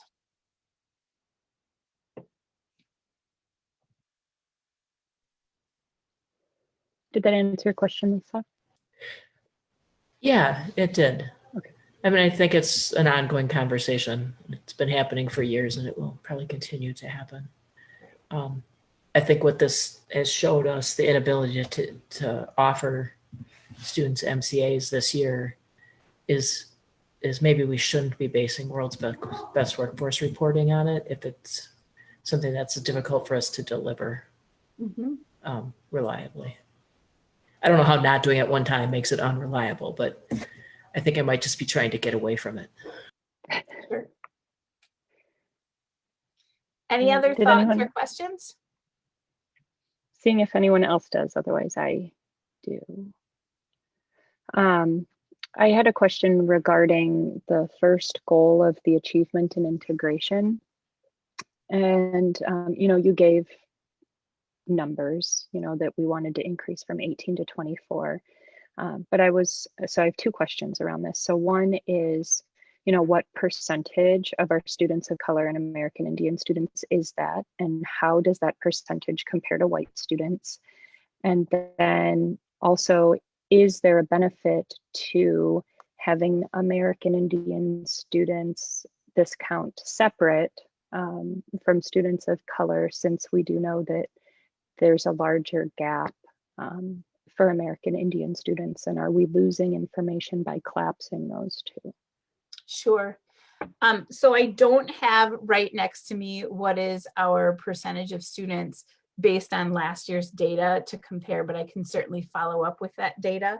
And the reason, so they're lumped and not lumped. You know, in the goal, they are separated, students of color and American Indian students. And that language was really invited by our partners at the Minnesota Department of Ed to make sure that we call out those groups separately. We know that as far as our enrollment is concerned, that our students who are American Indian typically are 1 or 2 per graduating class. And so having that data separate, if we were to report that, we would be sharing information that would call out specific individuals. And that, you know, is not something we want to do when we share data as a system. I did hear from Mike that he has that data, so he can, and I see that he's here, so he can jump in and talk about the students last year, students of color as compared to white students. So Mike, thanks for coming in and answering that question. You bet. We're really passionate about this, and Jen's numbers are wrong to the good. So for 2021, for what we have for this upcoming year, we had 134 students of color that were enrolled in college or AP classes. Now, that is not all of our advanced classes. That's just the college in the schools or college credit and advanced placement. We have other courses such as honors or those with an articulation agreement. But if we were looking at college and AP, those would be the numbers. When I look at, and I'm looking at a spreadsheet that's not shared, for example, in 2017-18, our student of color population was 10.1%, yet only 6.8% of our students of color were in honors classes, or the makeup of all those classes. And last year, our students of color percentage grew to 11.5%. And that gap, and this is one of our achievement gaps that we're looking at as a school, we increased that to 9.7% of all of our enrollments were students of color. At the same time, we also reduced the number of students that are students of color in essentials classes. So it's a good news story. It's certainly something that we're working on. One other piece, just a great way as a school that we're growing. In 2017-18, our senior class had 5.4% students of color, and our freshman class this year at 17.6% students of color. So we're just growing in a lot of great ways. So thanks for letting me share that.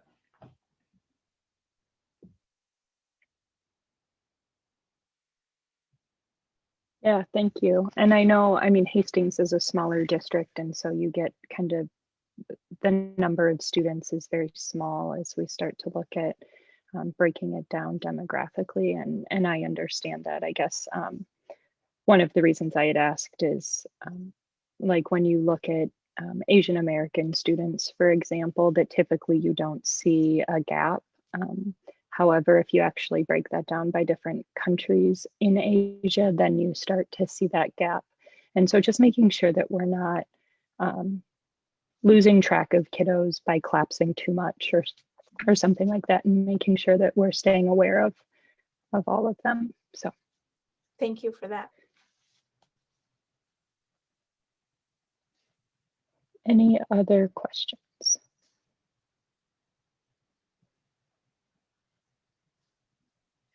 Okay. Well, thank you very much, Jen, for all of the information. As always. My pleasure. Thanks for having me tonight. I appreciate it. Yeah, have a good night. All right.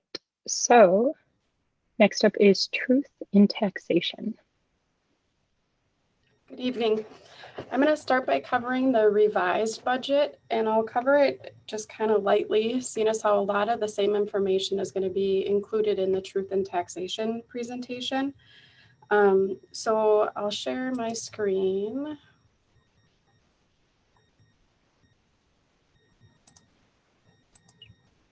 Okay, so the budget document can be found on our website under Departments and Services, Finance.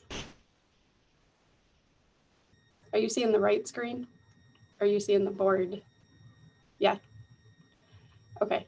So then budgets 2021, and then the revised.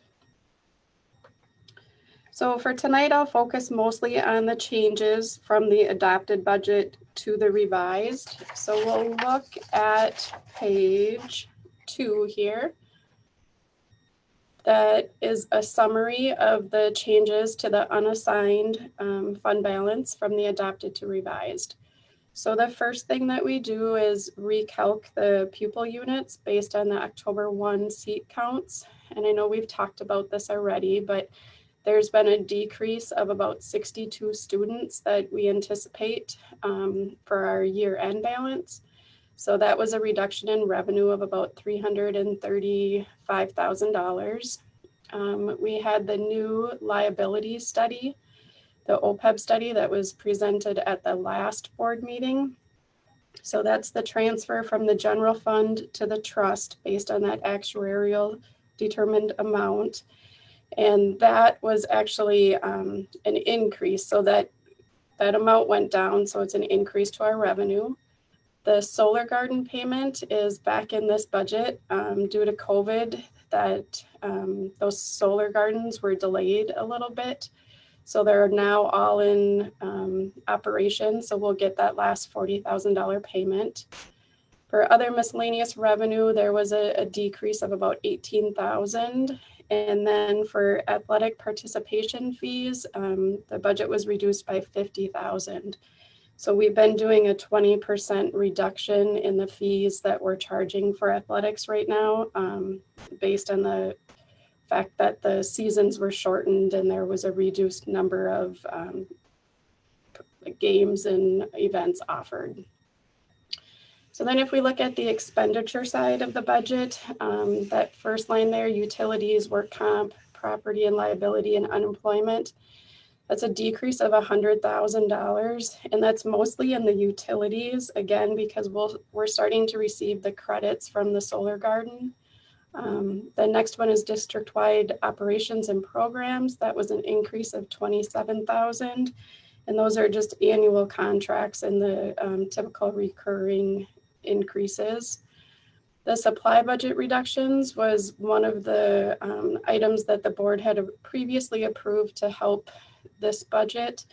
And with that, there's some expenses that the buildings just don't incur during distance learning.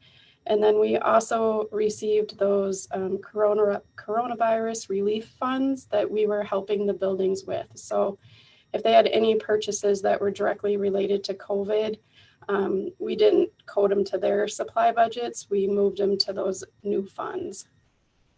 And then the biggest adjustment is based on the payroll and benefit annual calc.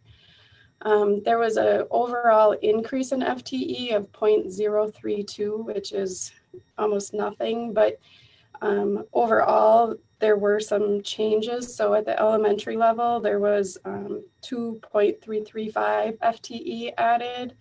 At the middle school, there was 1.0 FTE added, and then the decrease came in the special ed positions that weren't filled. So we took some of those back out of the budget. The COVID related hires, like the elementary ones that I mentioned and the middle school one, we were able to code those to the CRF funds because they were adds due to COVID and trying to make sure that they worked within the schedules of each building. We recorded some eligible salaries to the restricted reserves, so gifted and talented, LTFM, and operating capital, and we had previously talked about that. There was a reduction in the paraprofessional unfilled positions. So last December, we had added back some positions for this year. And then just as time evolved and student numbers were looked at, not all those positions were needed. So we took those back out. And then the new hires were updated from estimates to actuals. The principal's contract settled. So again, that was updated to actuals. And then the administrators and supervisors are the two contracts that are left. So those are still estimates. And then again, the liability study, the OPEB payments to the trust, that was an increase of $60,000. So overall, the budget is changing by $1.3 million. If we look at that unassigned here, $1.9 million of it is related to is the overall change from the 1920 to the 2021. So the 1920 positive variance was 600,000. So overall, that's how we get to that $1.3 million. And then if we look at this page, which is kind of the one that we're used to looking at, you'll see that there's been some changes from the adopted, like that restricted line. You know, we're spending closer to the revenue that we're getting in because we recoded some of the eligible salaries up there. The pension and accumulated sick line there was updated based on the new study. And then if we look at this yellow line here for the unassigned, this budget is overspending by 328,000, which is a change from the previous budget of 1.68 million. So I think that's all I have related to this. I can take some questions now, but then a lot of this information will also flow right into the truth in taxation. Jen, the question that I had is not on the general fund side, but it's on the community ed side. Okay. I see that the revised budget, and I think this is like a foreshadowing statement. I don't need a question, but they're significantly over budget, which makes all the sense in the world. And they're coming down from a reserve of 650,000, probably at 150 at the end of the year under this revised budget. And I think we should understand, or should we be expecting a need for the general fund to support community ed maybe in the next school year or the next funding cycle? Yeah, what are your thoughts about that? Yeah, it is possible. So it is, I worked with Carrie Gore to go through her budget and make some updates because based on COVID, they're just not offering the same level of classes. They don't have the same number of participants. There's a lot of factors that negatively impact community ed. In addition, they're tasked with providing childcare. So what we've done so far is through those coronavirus relief funds, any new staff that you hired to work in childcare, you could code there. So we did code all her new hires to that new funding source, but just depending on how long they're in providing this emergency childcare, it is something that we should possibly be prepared for.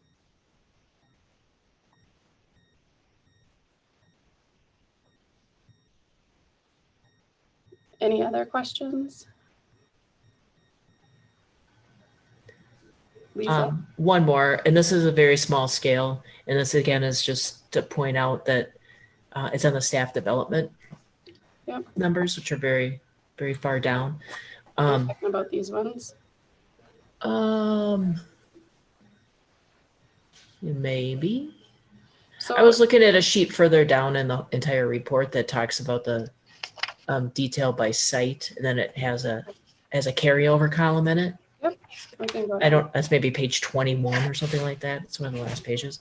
And again, it's the dollar value relative to the $50+ million budget of the district is quite small. And this is just a value statement on my part. Thank you. Obviously in the adopted budget, we showed zero carryover, the column in the zero, and carryover. Prior year carryover was zero because the expectation is that staff development dollars will be spent. And that was not true. Again, super understandable. We can all acknowledge why that happened. And I just want to make a value statement that this is not a place we want to be saving money. This is, we want our staff to be receiving the training necessary, especially in these ever-changing times, in the way that the models are being delivered is the model that by which education is being delivered is different. So while that's a relatively large carryover number, I would hope that we don't see that same carryover going into future years, and that at the administrator level that we're really looking hard for delivery of staff development.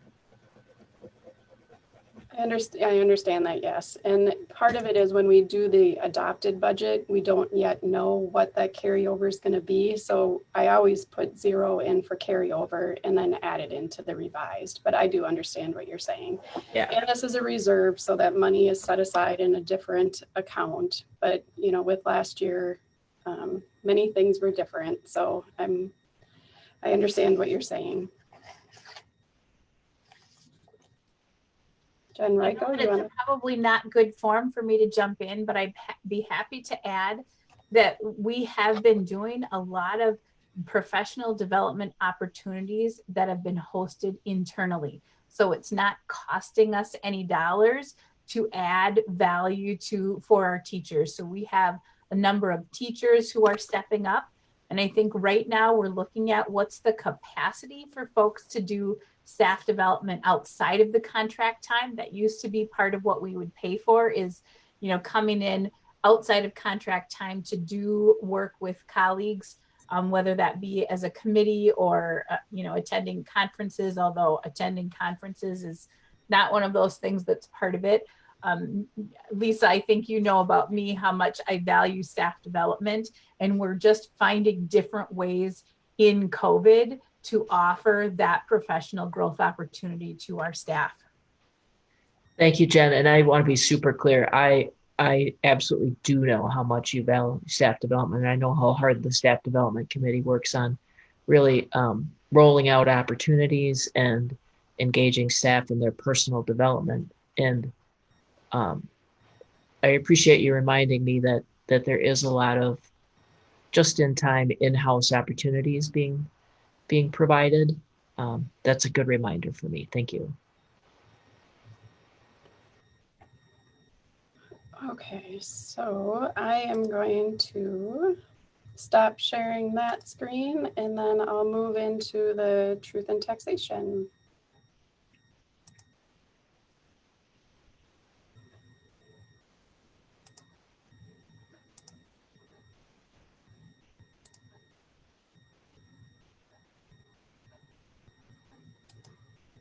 All right.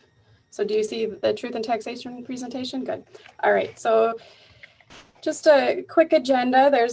I'll cover a little bit of background on the property tax levy. I'll talk about the legislative changes that are affecting this levy, provide some information on our current school year funding and the district budget, review the proposed property taxes in 21, show some estimated impact on taxpayers, and then review some of the Minnesota property tax refunds that are available. And then we'll have an opportunity for public comments and questions. So a little bit of the background. Based on Minnesota state statutes, school districts are required to hold a truth and taxation meeting. There are requirements that we have to meet, and it is a presentation of the proposed property tax levy for the taxes payable in the following year. So it'll be 2021, which for us, that'll be fiscal year 2021-22. A presentation of the 2021 budget, and then the levy can be adopted at the same time. So we'll have a motion later on in the meeting to approve the levy, and then we have to allow for public comment and questions. So this year, with it being via Zoom, it's a little bit different, but Becky Garcia had posted on the district's website some possible ways that people could make a public comment if they were interested. So the tax levy calendar for the taxes to 2020 payable 2021, again, that's our school year of July 1, 2021 through June 30th, 2022. So this is a process. It started back in May of 2020, and that's when the legislature sets the school finance formulas. In July, we had to provide that LTFM project application that the board reviewed and approved. In August, the pupil projections and other school data necessary to complete the initial levy runs were due, along with we had to set the date and location of the levy hearing. In September, we received our initial levy limitation from MDE, and then we certified that proposed levy. And then in November, the county mails out parcel specific notices of the property taxes to each property owner. And now we're in December and we're holding our public hearing on the levy.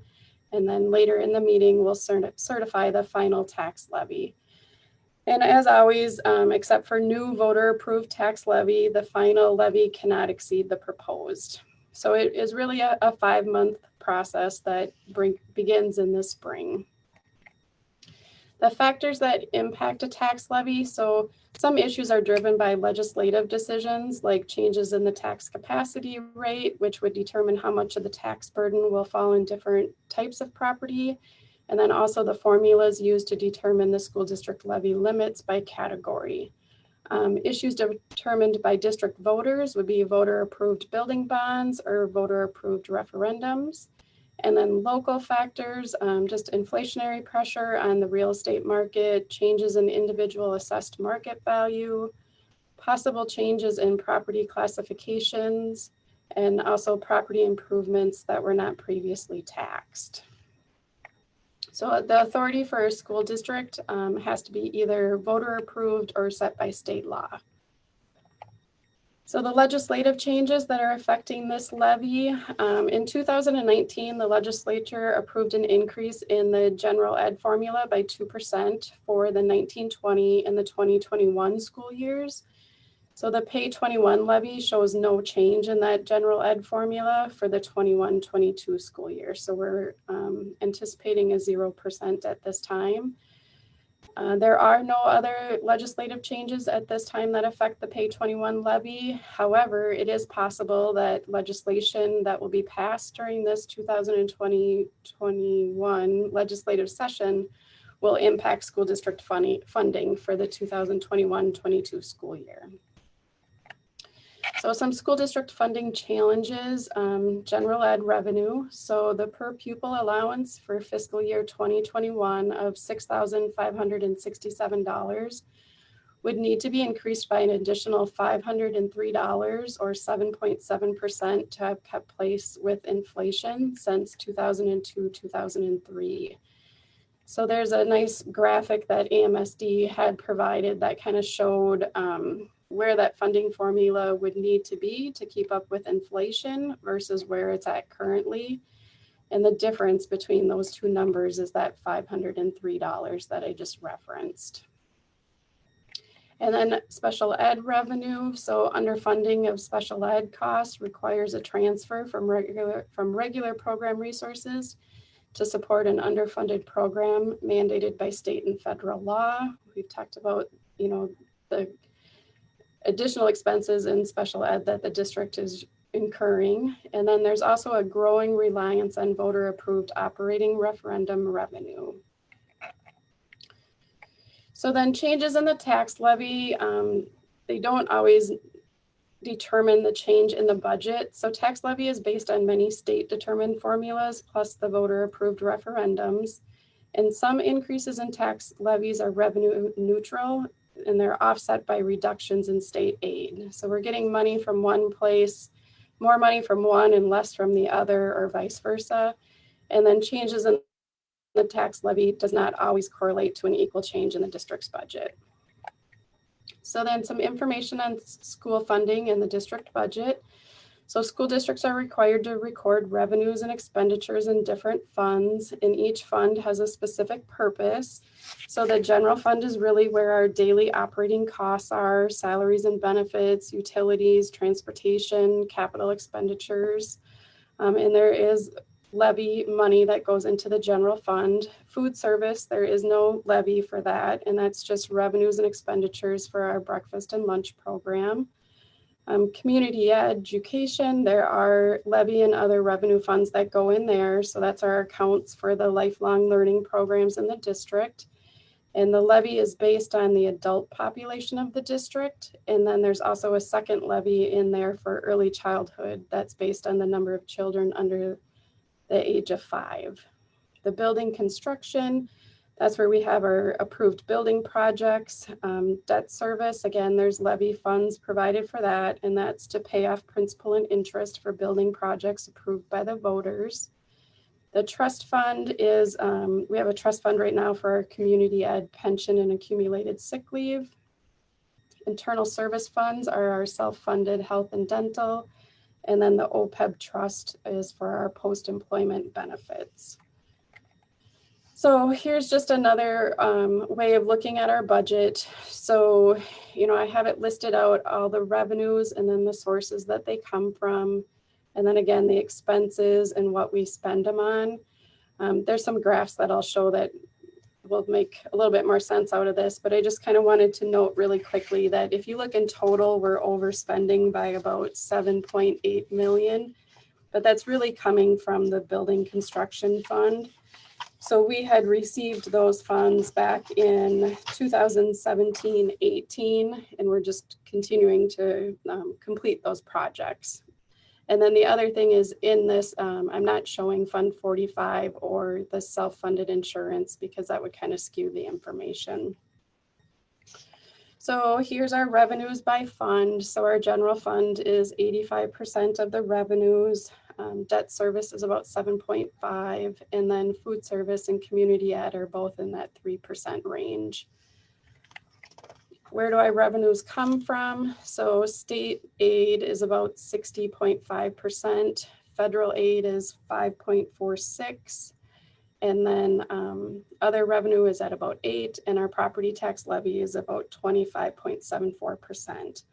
The one thing that's a little different this year is that federal aid revenue is increased because of those coronavirus relief funds that we had received. So that was about 1.4 million between our allocation and the money that we received from the counties. This next slide is expenses by fund. So again, the general fund is always going to be the largest, so 77%. From there, the next biggest one is our building construction. So we're still working on completing those projects. Debt services at about 5, and then food service and community ed again are in that 3% range. What do our expenditures pay for? So salaries and benefits, about 64%. Purchase services, another 14.73%. So really, if we combine those two, that's about 78%, almost 79% of our budget is spent on people, because the purchase services are, people that we contract for through agencies. The capital expenditures, they're starting to go down. Last year we were at about 8.2, and again, it's just as we're completing those building projects. And then another way to look at how we, what our expenditures pay for is just by program. So here, elementary and secondary regular ed is about 36%, special ed about 15, pupil support 11, sites and buildings 18. Really, if you go through and you add up everything that's instructional in here, it comes to almost 70%. So about 70% of the district funds are spent on things that directly are going into the classroom. So teachers, paraprofessional supports, building, additional workers. So then the proposed taxes payable for 2021, this just shows a comparison to last year. So our voter approved levies are going down a little bit. Our other levies are going up. So our school district total is 17,511,129. And then this next slide shows a lot more of that detail.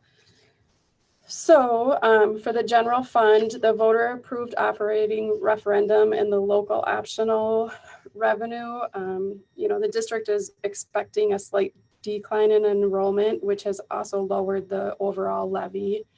The other kind of larger ones, if we look at that operating capital, that's a difference of about 29,000. That one is really just a redistribution between aid and levy. The instructional leases is a decrease, and that's because we're no longer leasing space for the STARS program. And then there was also a reduction in the district share of 917's leases. Debt service is another one that's a little bit higher. And that one, districts are required to levy at 105% of our debt service payment amounts to cover delinquencies and tax collections. Because those delinquencies are generally less than the 5%, most districts gradually build up fund balances in that debt service fund. So then there's a formula in state law that determines adjustments to the tax levy for the debt excess balance. So then if we look at some factors that cause property tax changes, so many factors may cause the individual property tax statement to increase or decrease from year to year. So the voter approved referendums, changes in enrollment, levy adjustments to prior years, any legislative changes, changes in market values, and also changes in the rate classes or history. So then if we go to impacts on the taxpayer, so there are some factors that impact the taxpayer's bills. So changes in the value of their individual property or changes in the total value of all property in the district, and then also increases or decreases in the levy amounts caused by changes in the state funding formulas, local needs and costs, voter approved referendums, and other factors. So the tax base for Hastings this year increased by about 6.86%, and then the referendum market value also increased by 7.1%. So these next few slides are going to be some charts that show examples of changes in the school district portion of the property taxes. And again, I can only calculate the school district portion.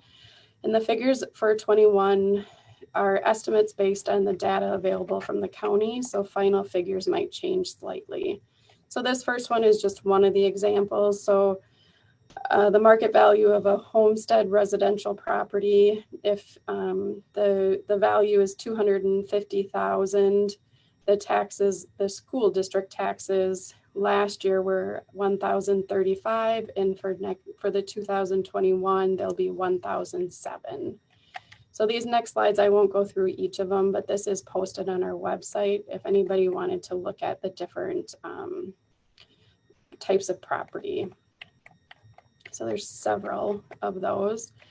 And then my last part is just related to Minnesota property tax refunds. So citizens are eligible to apply for these property tax refunds. There's, I say two, but there's actually three. So there's the Minnesota property tax refund that they can apply for, the special property tax refund, and then there's a senior citizen property tax deferral. So with that Minnesota property tax refund, it's available each year to owners of homestead property.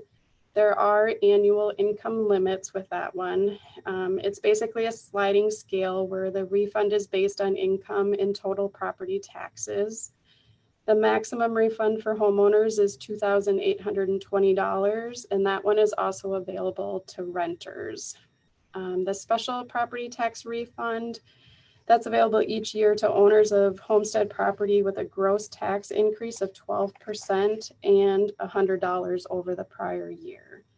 The refund is 60% of the amount by which the tax increase exceeds greater of the 12% or the $100 up to a max of $1,000. And there is no income limits with that one. And then the last one is the senior citizen property tax deferral. So that's for homeowners age 65 or older with a household income of $60,000 or less, and it allows them to defer a portion of their property taxes.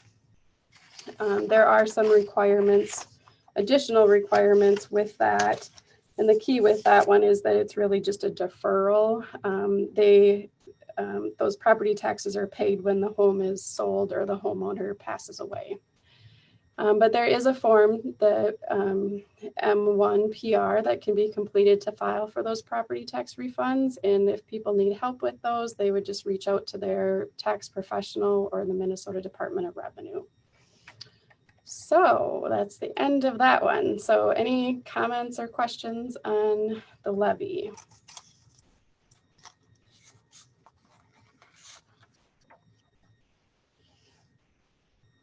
I'm seeing a bunch of heads shaking. So, and I don't know, we'll see. I have to get to my chat. I think Becky, maybe if I stop sharing. Okay, so Becky said that she has been kind of checking and there are no public requests to make a comment. So later in the agenda, there'll be an action item to approve both the revised budget and the 2020 pay 2021 levy. Thank you. all right, thank you very much. Okay.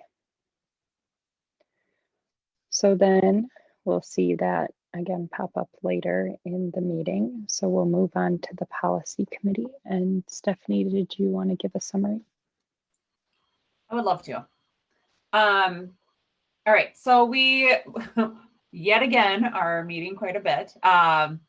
We ended up going through, let me see here. So quite a few of the policies you've already seen.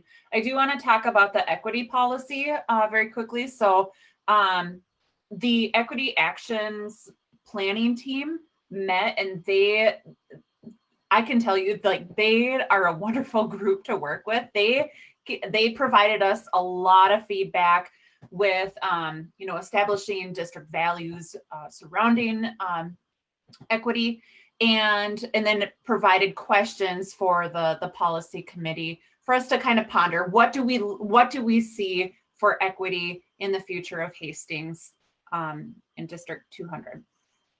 So we needed some time to just kind of digest that, but we do plan on bringing that to our future meetings in January and discussing those questions and really broadening this scope of equity and what this means for our district.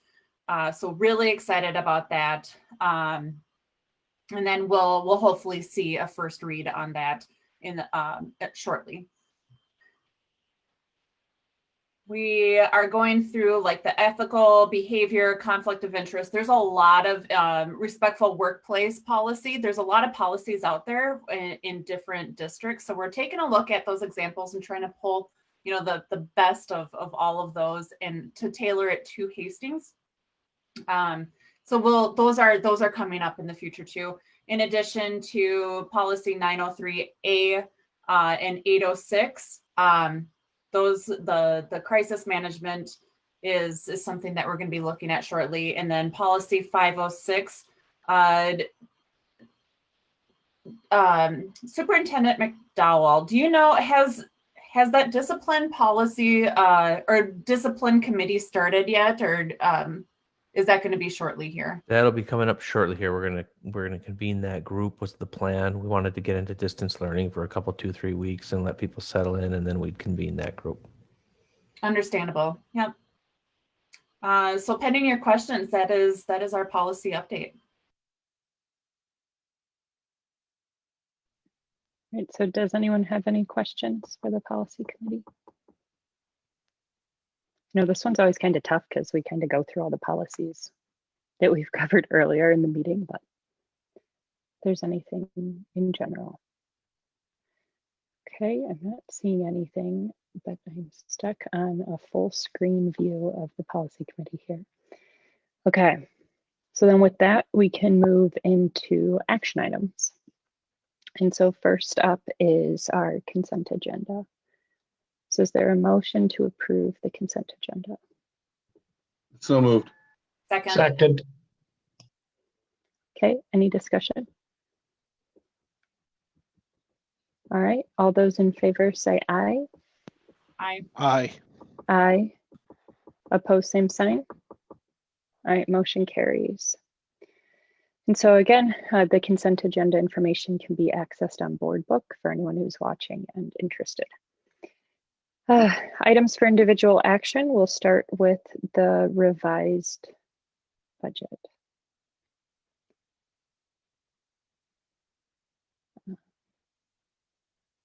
Is there a motion to approve? Did I go out of order?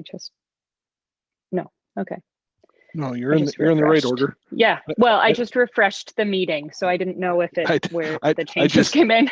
I just did the same thing. I move that we approve the revised budget. Second. Okay, is there any discussion? All right, all those in favor say aye. Aye. Aye. Aye. Opposed, same sign. All right, motion carries. So next up is budget adjustments. All right, I'll take us right into budget adjustments then. So the first couple slides here will be the same as we've had the last few times. So we've all seen our guiding change document as we work through the process of budget adjustments over the past few months, and nothing's changed there, really defining what are the desired results that we want. To that end, just a recap, what we've been working on the left-hand side, potential deficit assumption of a minus 1.2 to minus 1.7 million for the upcoming year. So a total of 1.7 million is what we've been looking for. And what we've approved to date is 728,823 of that. And that is non-class size adjustments that we've made. And so the adjustment we're looking for as we move forward is still that 971,177 to total the 1.7 million. For the community on the right-hand side, we've had, going back to October, 5 really official meetings about budget discussions and budget assumptions.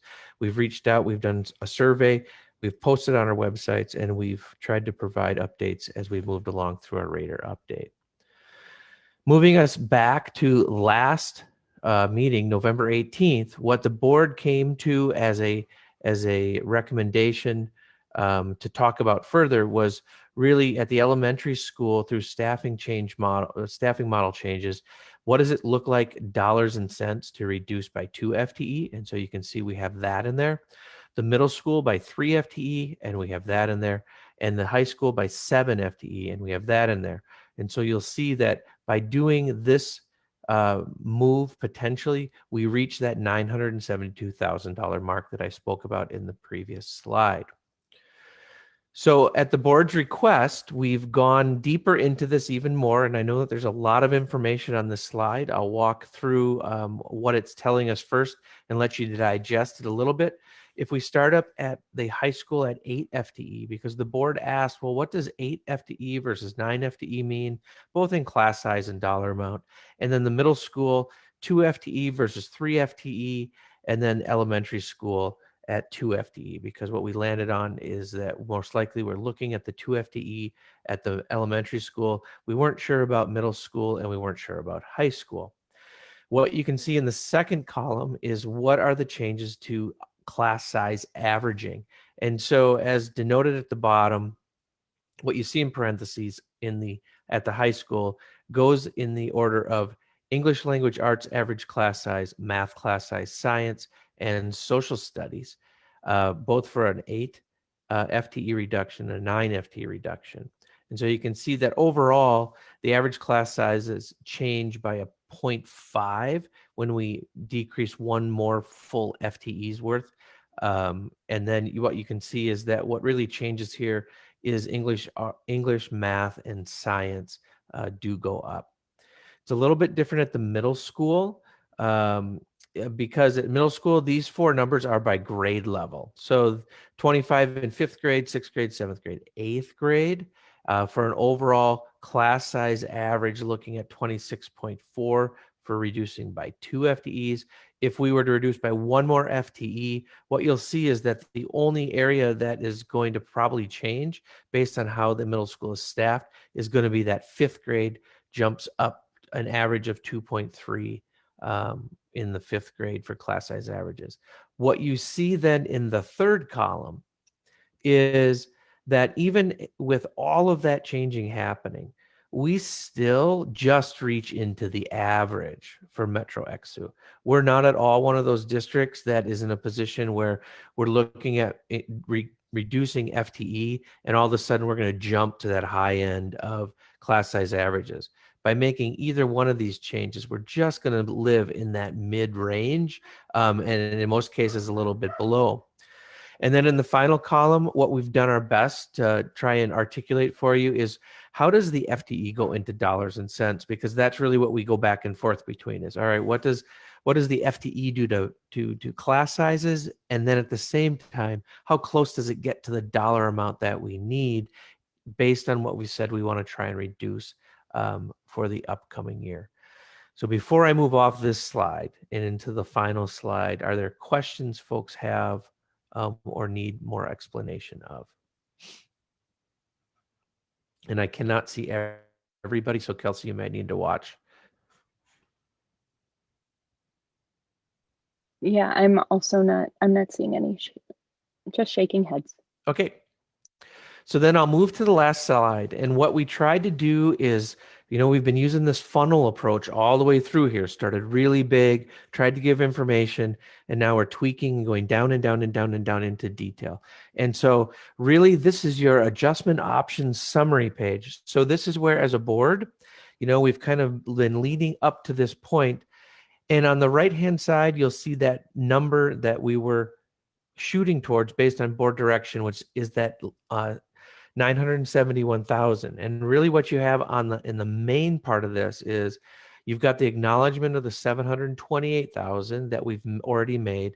And then to get at that 971, there really are different combinations in elementary, middle, and high school that could be chosen to get us at the figure of 971. And what you see in the last column, but in the middle, the 762 range to 1.1 million range, what that is assuming is on the low end, the board would choose 1 FTE out of elementary, 1 FTE out of middle school, and 7 FTE out of high school. That gets you to the 762. On the other end of the spectrum, you're looking at 2 FTE at the elementary, 3 at the middle school, and 9 at the high school. That gets you to the 1142011. So again, this is really where I'll turn it over to Kelsey and the board, because what we're really looking for is, how do you want us to cut this pie? What makes sense? What questions do you have? But we're really looking for a motion and a decision about where we want to go, or give us direction with reducing FTEs for next year. And with that, I will turn it over to Chair Waits. All right. So I guess the first question is, does anyone have any initial thoughts they want to bring up with it? Initially, we had looked at this because we were looking at what would happen if we increased high school class numbers and then decreased the number of FTEs that we had taken from the middle school. Scott? I saw the comparison for the high school at the 8 and 9 FTE level. I didn't see a comparison at the 7 FTE level. Do we have those numbers available, or did I just miss them? I did not put those in there down to the 7 FTE. I can't see everybody. I don't know if Jen Subert's popped on. We didn't, up to my knowledge, we didn't run those for this meeting. 7, I believe. I mean, directionally, it looks like it would go down by approximately half a pupil, but that's just a wild assumption on my part. It won't, again, it won't be a ton. And the reason I say that is that, yeah, you can see when you move from 8 to 9, you roughly gain a half of a pupil. Right. Yeah. I think the thing to remember is at the secondary levels, and in particular at the high school, though, again, those FTEs are full-time equivalencies, but they're not necessarily one person, because what you gain in the ability at the high school, because you have so many classes, Right. is once we decide on an FTE, Mike's going to work with his team and work through the point 1 here, point 2. Where can we gain efficiencies first? Right. In that process. And so that's why you don't see a significant change necessarily, because you can spread. Right.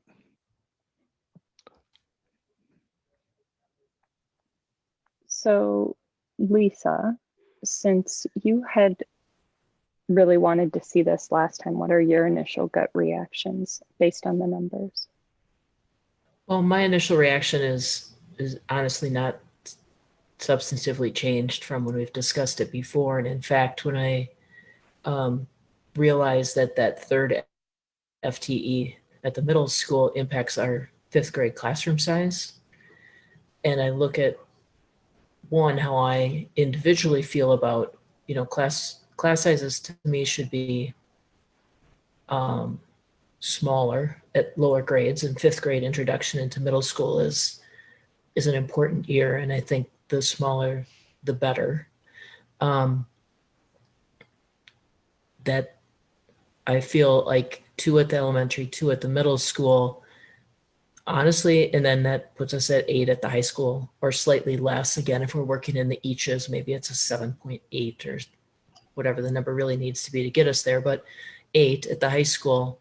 And I support that around the idea of maintaining the lowest possible class size that we can afford, especially at 5th grade. And then the real choice to me at the high school, was, and we made it, which was, do we maintain a 7-period day for purposes of range of opportunity, scope of opportunity, recognizing that the impact of making that choice, maintain 7 periods, was a larger FTE cost and a classroom size cost. So if I were going to make a motion right out of the gate, which I am not, because I'm going to let the discussion go, I would be 2 elementary, 2 middle school, 8 at the high school to get us at the number that we need to be at.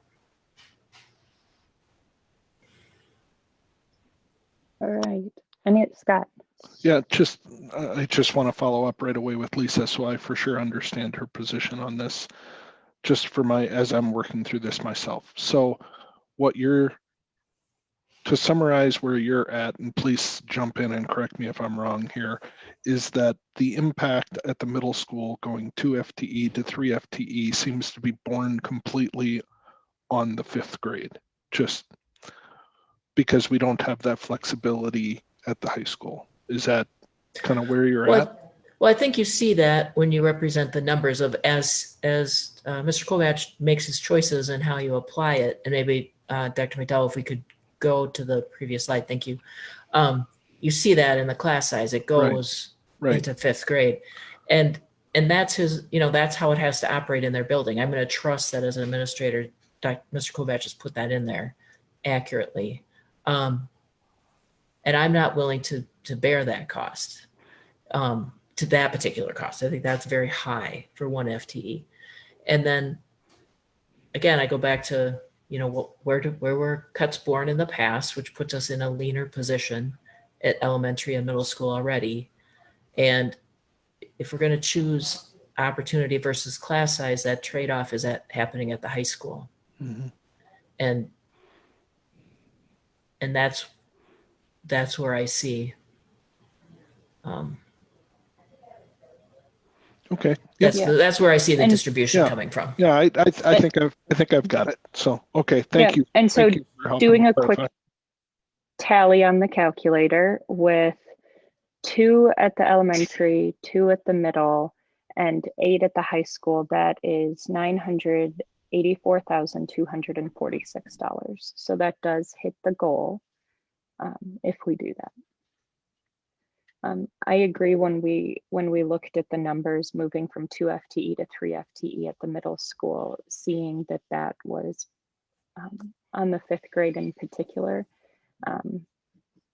which actually would put the 5th grade as the only grade level at the middle school to go above that Metro XU number. I mean, just barely, but it would be the only grade that goes above it. So I do have some hesitations with that, and that does seem like a large cost to me.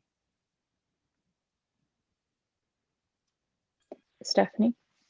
I share the same sentiment. When I looked at those numbers, that really jumped out to me.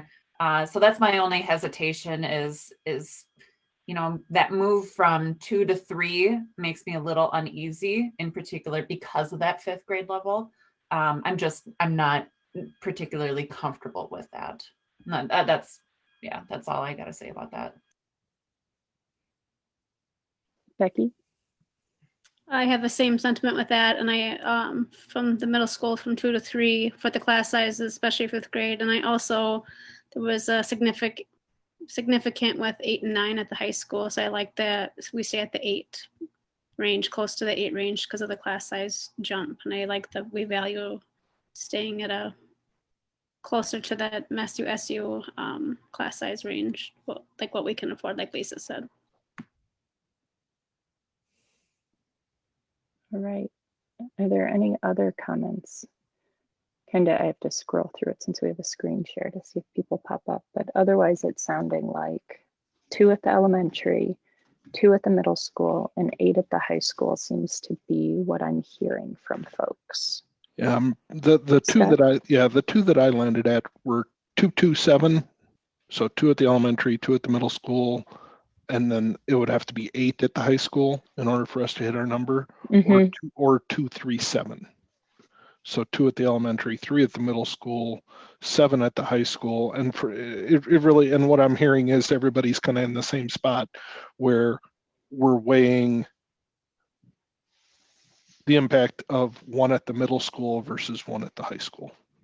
In our current scenario, Yeah. how our class sizes are shaken out and everything else.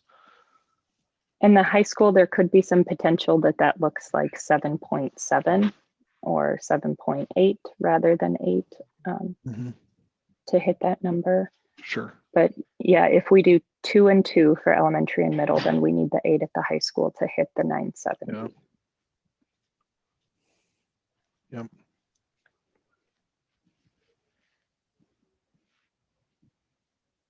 I'd say So looking at, based on what we're looking at right now, I'd say I have to agree with the 2 and 2. That 5th grade thing, getting that big is a little bothersome.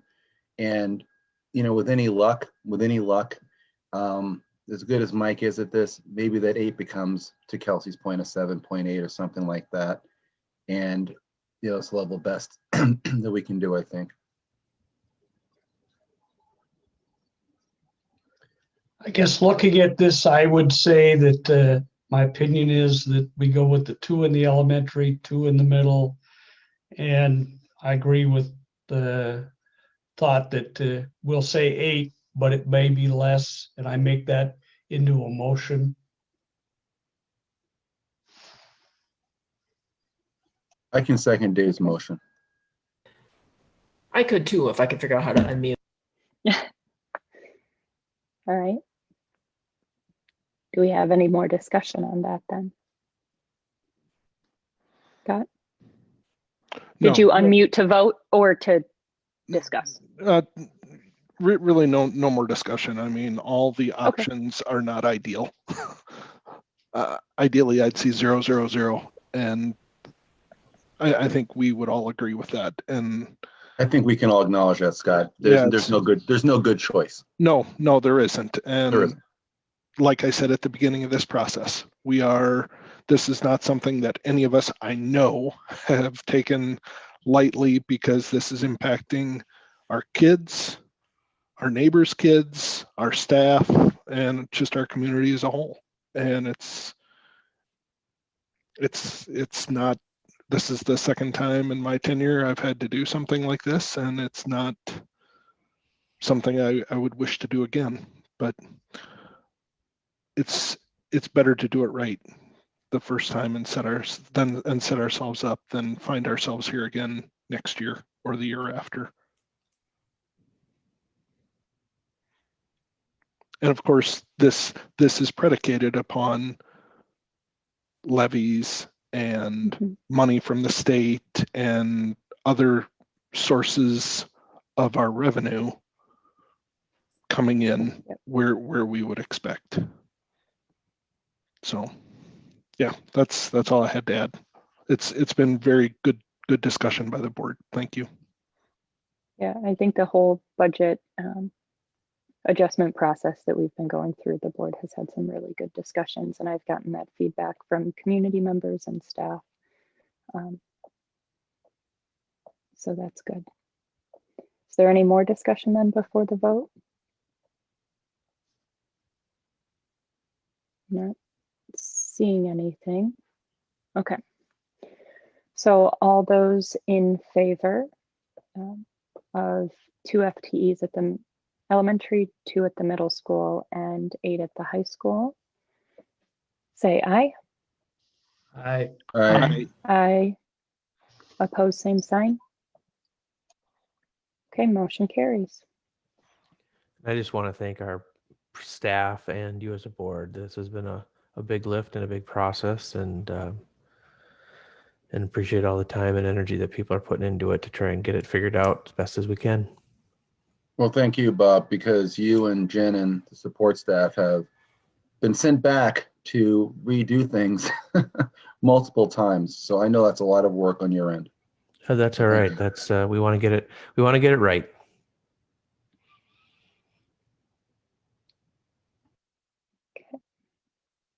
All right.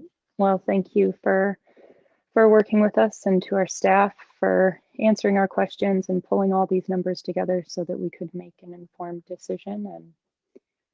And like Scott said, none of the choices were ideal. So thank you for doing this all as a team, as a whole district. Okay, next up is the 2020 payable 2021 levy. So do we have a motion to approve? So moved. Second. Okay, is there any discussion? All right, all those in favor say aye. Aye. Aye. Aye. Aye. Opposed, same sign. All right, motion carries.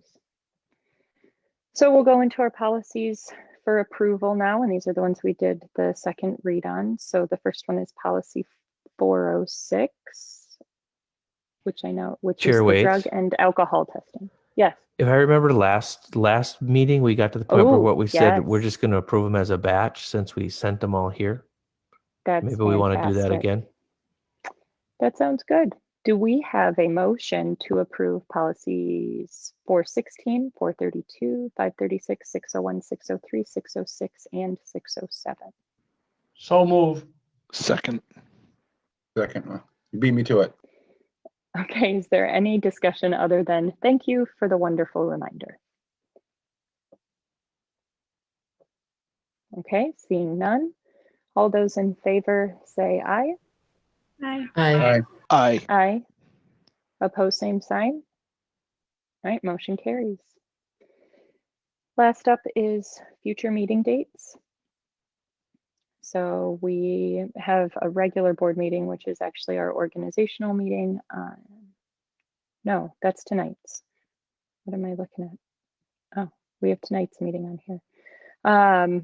So facility committee is coming up, policy committee, insurance committee, and then our January organizational meeting is not on this list, but that will be coming up in January as well. January 6th.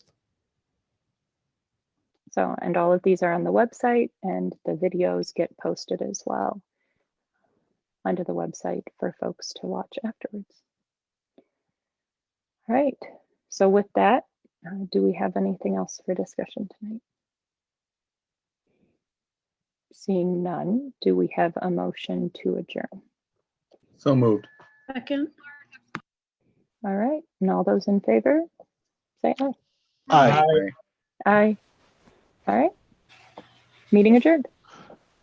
Thanks, everybody. If I don't see or run into you between now and the holidays, have a great holidays. Everybody be Scott. well. Your families be well.